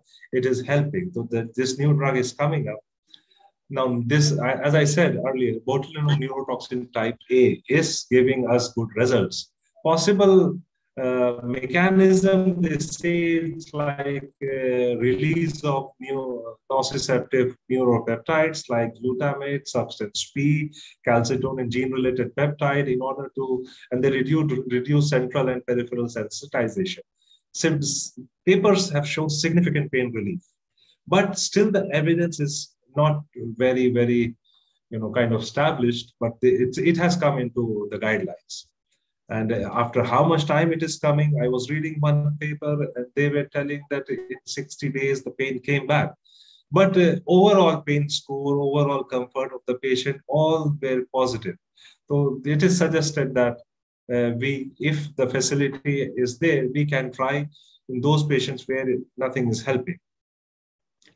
Now, new technique is coming like neuromodulation, and it has been described, but not for normal cases, but for cases like refractory cases where you don't have any other effect or your patient is not getting any benefit from any other methods because the evidence is not that high till now. But they are suggesting that this may help us. Motor cortex stimulation and deep brain stimulation of the posterior hypothalamus, they are helping. Few reports are there that it's helping. In chronic pain, it is there, but in trigeminal neuralgia, the evidences are lacking, but people are trying it and hope we will have a correct, correct guideline or correct evidence to use that. But they are telling if it is refractory cases, we can do that. Similarly, to that peripheral nerve or field stimulation. This report, this app, I'll say, they published complete pain relief by supraorbital, infraorbital, and temporal leads. They used this peripheral nerve field stimulation. They were able to get a very good result. But again, the evidence are not high, and we still lack clear evidence for their use. Now, one thing I was searching, and I was searching for acupuncture, and I was able to land to this paper of SAGE journals by James W. Edwards, and they suggested certain things. They had a good result. They had good results. And they suggested that it's more effective than pharmacotherapy or surgery. They were comparing pharmacotherapy, surgery, and acupuncture. They suggested they had good results in that group. Apart from that, we know that it is safe. Then pharmacotherapy or surgery, it's okay to use. Also appears to be least expensive. In their group, they found that compared to other modalities, this was the least expensive modality to use. And it was less stressful to the patient than pharmacotherapy or surgery. It's quite obvious explaining the patient to go for microvascular surgery, that decompression, and this taking these medications, which is having so many side effects. So compared to that, making the patient ready for acupuncture, and if the patient is having serious pain, I think it's easy to explain your patients, and that's why it's less stressful to the patients. This was the recommendation or conclusion of that author, James Edwards, regarding acupuncture. Now coming to surgery, I was talking that it has got descriptive mode and it has got, non-descriptive methods. When do we do surgery? The first question is when we should go for surgery. Now the guideline says that we should use multiple adequate doses of other drugs before offering any surgery to the patient. One author also, rather few reviews are there, they say that at least 3 medications should be used and they should fail multiple times before we go for other surgical options. So that is to say that we should have a good combination of medication used, and then we should go for surgery, because many a times 50% of the patients will require surgery at some point. So we should first utilize our non-invasive methods. Again, the same thing, we should combine drugs, carbamazepine with oxcarbamazepine, pregabalin, gabapentin, all those drugs should be combined before actually going for surgery. Now, what comes in the destructive surgery? The ablative treatments. What are the ablative treatments? In the non-destructive, we know it's microvascular decompression. What are the ablative ones? Mechanical, it can be mechanical by balloon compression of the nerve root, or it can be thermal by radiofrequency thermocoagulation. It can be chemical by glycerol injections, or it can be this gamma knife surgery, stereotactic radiosurgery. This is the only non-invasive ablative treatment. This gamma knife surgery is the only non-invasive ablative treatment. Most invasive is the microvascular surgery, microvascular decompression, but it is also most successful and it gives a long-lasting result to the patient. So if it is indicated, it should be told to the patient so that they can take their time and they can decide, and they can have proper referral to neurosurgery department for further evaluation. Now, which surgery to which group? We had 2 groups, classical and idiopathic. Which surgery should be advised to which group? Microvascular decompression is the first choice if surgery is indicated in classical trigeminal neuralgia. Why? Because there we have root entry zone compression. That's the first line of it. If our diagnosis is classical trigeminal neuralgia, the option for surgery is microvascular decompression. That is very clear. Now, what is microvascular decompression? Here you can see a photograph where you can see there's a Teflon between nerve and superior cellular artery. That is what the surgery is. We need to put something between those 2 things so that the compression decreases or goes off. Now, why microvascular decompression? Why? Because its efficacy is high and the pain-free period is quite high. It has very less serious complication, and less severe complications are more compared to serious complications. What are serious complications? Death, chances are very low. Edema, hemorrhage, and stroke of the brain is very low. Anesthesia dolorosa, that is a problematic thing, but the chances are very low. And meningitis. But in the less severe complications, which are more common, is cranial nerve palsy, hearing loss, facial hypoesthesia, and that's why microvascular decompression is preferred. Now, coming to idiopathic trigeminal neuralgia, we know that there is no compression in this group. So what should be the surgical choice if we are supposed to offer surgery to this patient? The surgical choice is ablative procedures.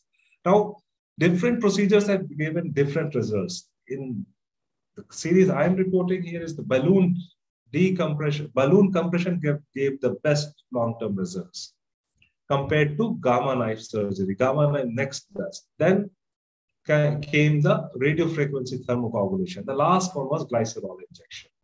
But all these procedures should be offered to idiopathic trigeminal neuralgia, not the classical one. What are the complications in idiopathic or ablative procedures? You have certain complications like sensory loss. Obviously, we are actually damaging the sensory supply of the nerve. You have dysesthesia, the same problems, anesthesia dolorosa, corneal numbness, if that part is involved, and aseptic meningitis, very rare, and very, very, very small risk of mortality. But complications are different compared to microvascular procedure.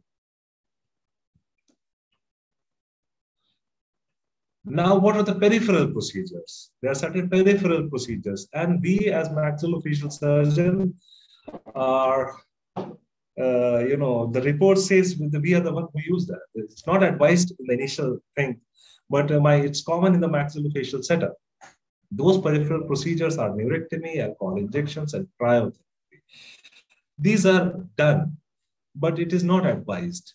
But I feel that many a times the resources, the challenge of the treatment of these patients are getting an MRI, getting the neurosurgical options,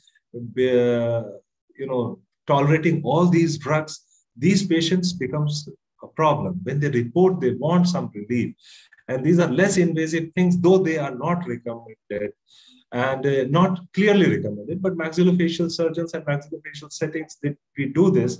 And we do get patients coming back to us asking for alcohol injections because, say, sometimes we see that 2 years, 3 years effect it gives. The patient comes, old age patient, they don't want to go for neurosurgical options. So we can offer, but in the guidelines, it is, I'm again telling in the guidelines, it is not advised. If we have to tell the patients, it's the ablative procedures or the central procedures should be given, not the peripheral procedures. Because all of these have high recurrence rates and complication rates, and the ganglion level procedures are better. If you have the ability and the facility to do that, that should be offered to those patients, not these alcohol injections or cryotherapy or neurectomy. These are becoming obsolete, should not be done. Now, all these procedures, we know that they are, the aim is to damage the nerve, and hence they itself carry a risk of developing a neuropathic pain. And as I said, for emergency use, to buy the time, to make for other plan for the patient, sometimes it can be used, and especially in patients who are compromised by other things. Now, what is the flow chart? It comes back now after the treatment.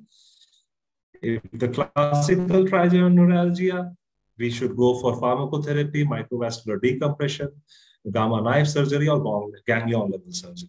Idiopathic, we should go for ganglion level surgery or trigeminal neuralgia pharmacotherapy. For secondary, we should go for a management according to the pathology pathology present in that. Now, this is a not peer-reviewed data. This is my data, which I collected for this presentation. This is a data of 20 patients. And if you see this data, all these patients, almost all these patients are getting multiple drugs.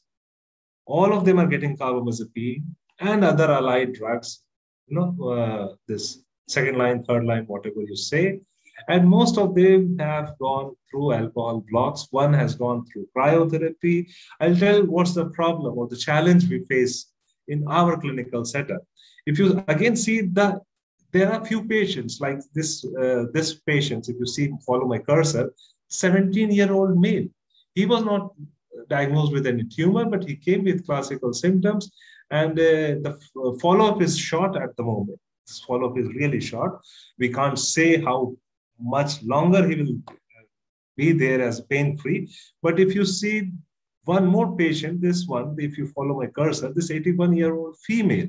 Now she had neurosurgery almost 10 years back. Now she came with recurrence. What to do? That patient. Now in those patients, either we should go for a new, again, neurosurgery. But if I see the age of the patient, the condition of the patient, we went for, I think I went for that alcohol block, and she is fine at the moment. Just to summarize this data with the initial data of the literature which I presented, if you see this following the same trend, males are less, females are more, third branch or mandibular branch is more, but in this mean age is less. But this finding is there in the literature. In 2011, I think it was published in this article, Postgrad Med Journal, and they were having from England, I think that series was, and they had that younger age population. Again, the right side is more than left side. So it is following the same trend. Again, the combination of the drugs is where combination drugs are very common, and but it was effective in only 5 out of 20 patients, only 5 patients. As I said, first line should be used. It is carbamazepine. We have used other drugs, added other things, but I think at the end of the day, many patients received alcohol injections, not very advised, but it is there. And one patient, I gave cryotherapy. Complete relief was there for 1 year. And as the literature also suggests, it can go from 6 months to 2 years. It comes back. All these peripheral procedures, patients come back. But the middle line, alcohol injections, the satisfaction of the patient was highest. Why? I think the patient is the non-invasive procedure, chair side, immediately we can do that. That's why patients were satisfied, they can go back pain-free. But again, I'm pointing it is not advised if we have access to the central procedures or other procedures which are more long-lasting and more beneficial to the patient. This is a photograph of cryotherapy for the same patient. And to conclude, I'll say that the problem is multidisciplinary. The approach should be multidisciplinary. We should try to establish the diagnosis, establish or advise appropriate medication, try to achieve the best combination for the patient. The neurosurgical consultation should be done early in the course of the disease because evidence says that it helps long-term if the surgery is done in less than 7 years. And as I said, central procedure should be preferred over peripheral ablative procedures. Thank you very much. Thank you, sir, for such an elaborate and inclusive lecture with recommendations which are recent and evidence-backed. So now this brings us to the end of today's sessions. So I would like to invite the participants to ask any questions if they have. Hello, sir. Hello. Sir, my question is, if the trigger point is intraorally, as you said, alveolar mucosa, then how we are supposed to give removable prosthesis in these cases? I think how can you give? What do you think? If it is actually causing the pain, I think patient may not be able to wear, but usually if we are able to control the pain Obviously, process is an important part of life. And if the patient is denture wearer, if we are able to control the pain for that period, possibly patient will be able to wear that. Apart from that, I would like to add that most of the patients will have extraoral and intraoral trigger zones, not just alveolar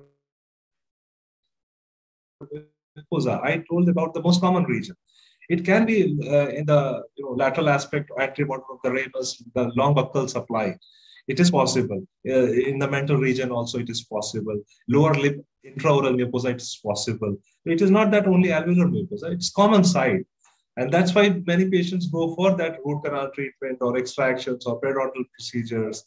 So I think we need to control the pain. Then only we can go for any other problem. If the patient is able to bear the prosthesis and no pain, then it's fine. That's what I think so. Okay, thank you, sir. Another question in the chat box that what are the dosage of alcohol injection in trigeminal neuralgia? And good question. What I have performed that for inferior alveolar region, 1.5 ml, for posterior superior also 1.5 ml, for this long buccal and mental 1 ml. And the combination is like absolute alcohol in the ratio of 9:1 with lignocaine. Mixed with lignocaine and absolute alcohol, and then that ml. And I personally say that go for not the total block, rather the more isolate the trigger point and go for the minimal dose which is affecting that branch. So that way we can keep other aspects of the areas or other areas supplied by the same nerve intact and non-parasitized.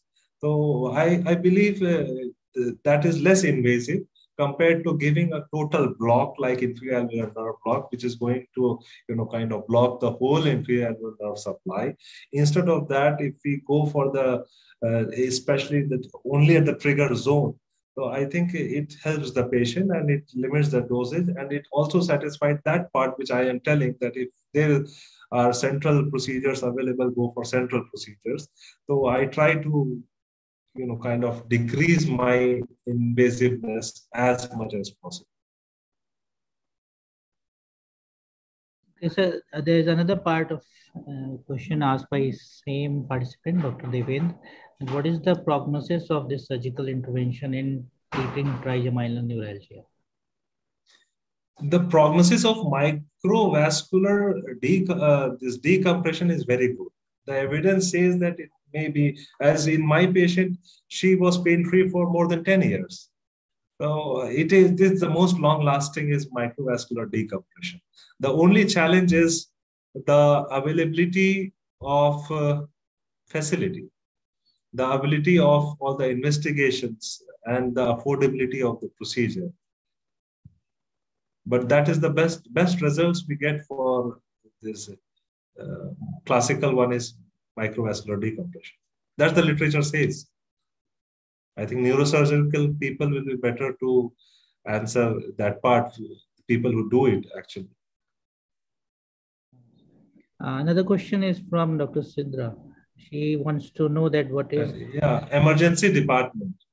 That I discussed, I think. We can go for the emergency management, like immediately we can, if possible, give a nerve block.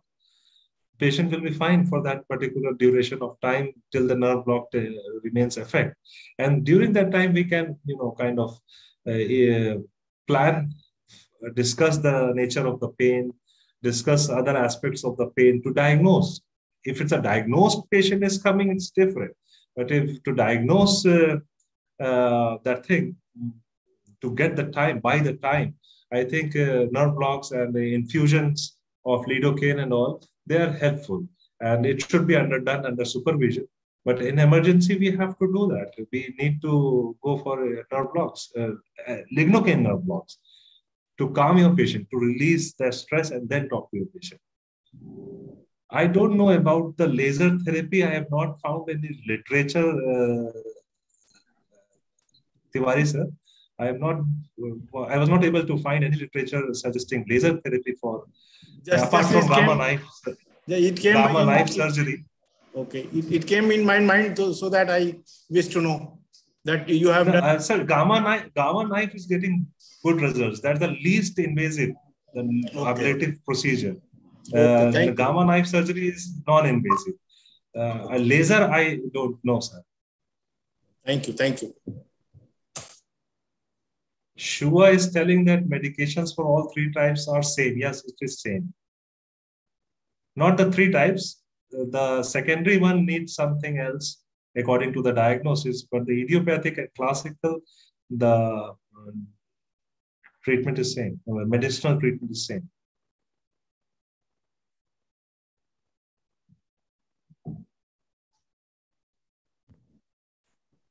I don't think we have any more questions. Thank you, Tavish. For your lecture. It was really very informative one. So with this, we come to an end of our today's lecture sessions. So I hope all the participants got to learn a lot from today's lectures. And I hope we'll see you all tomorrow also to learn more from the experts. Thank you all for joining us. Thank you. Tomorrow is important because we will have discussion of the cases presented by Professor Matsuka, and possibly we will shoot one more case today, the group, chat group. Thank you, all of you. Thank you for joining today. Should we sign off now, Dr. Shaista? Yes, sure. Thank you, Doctor. Okay.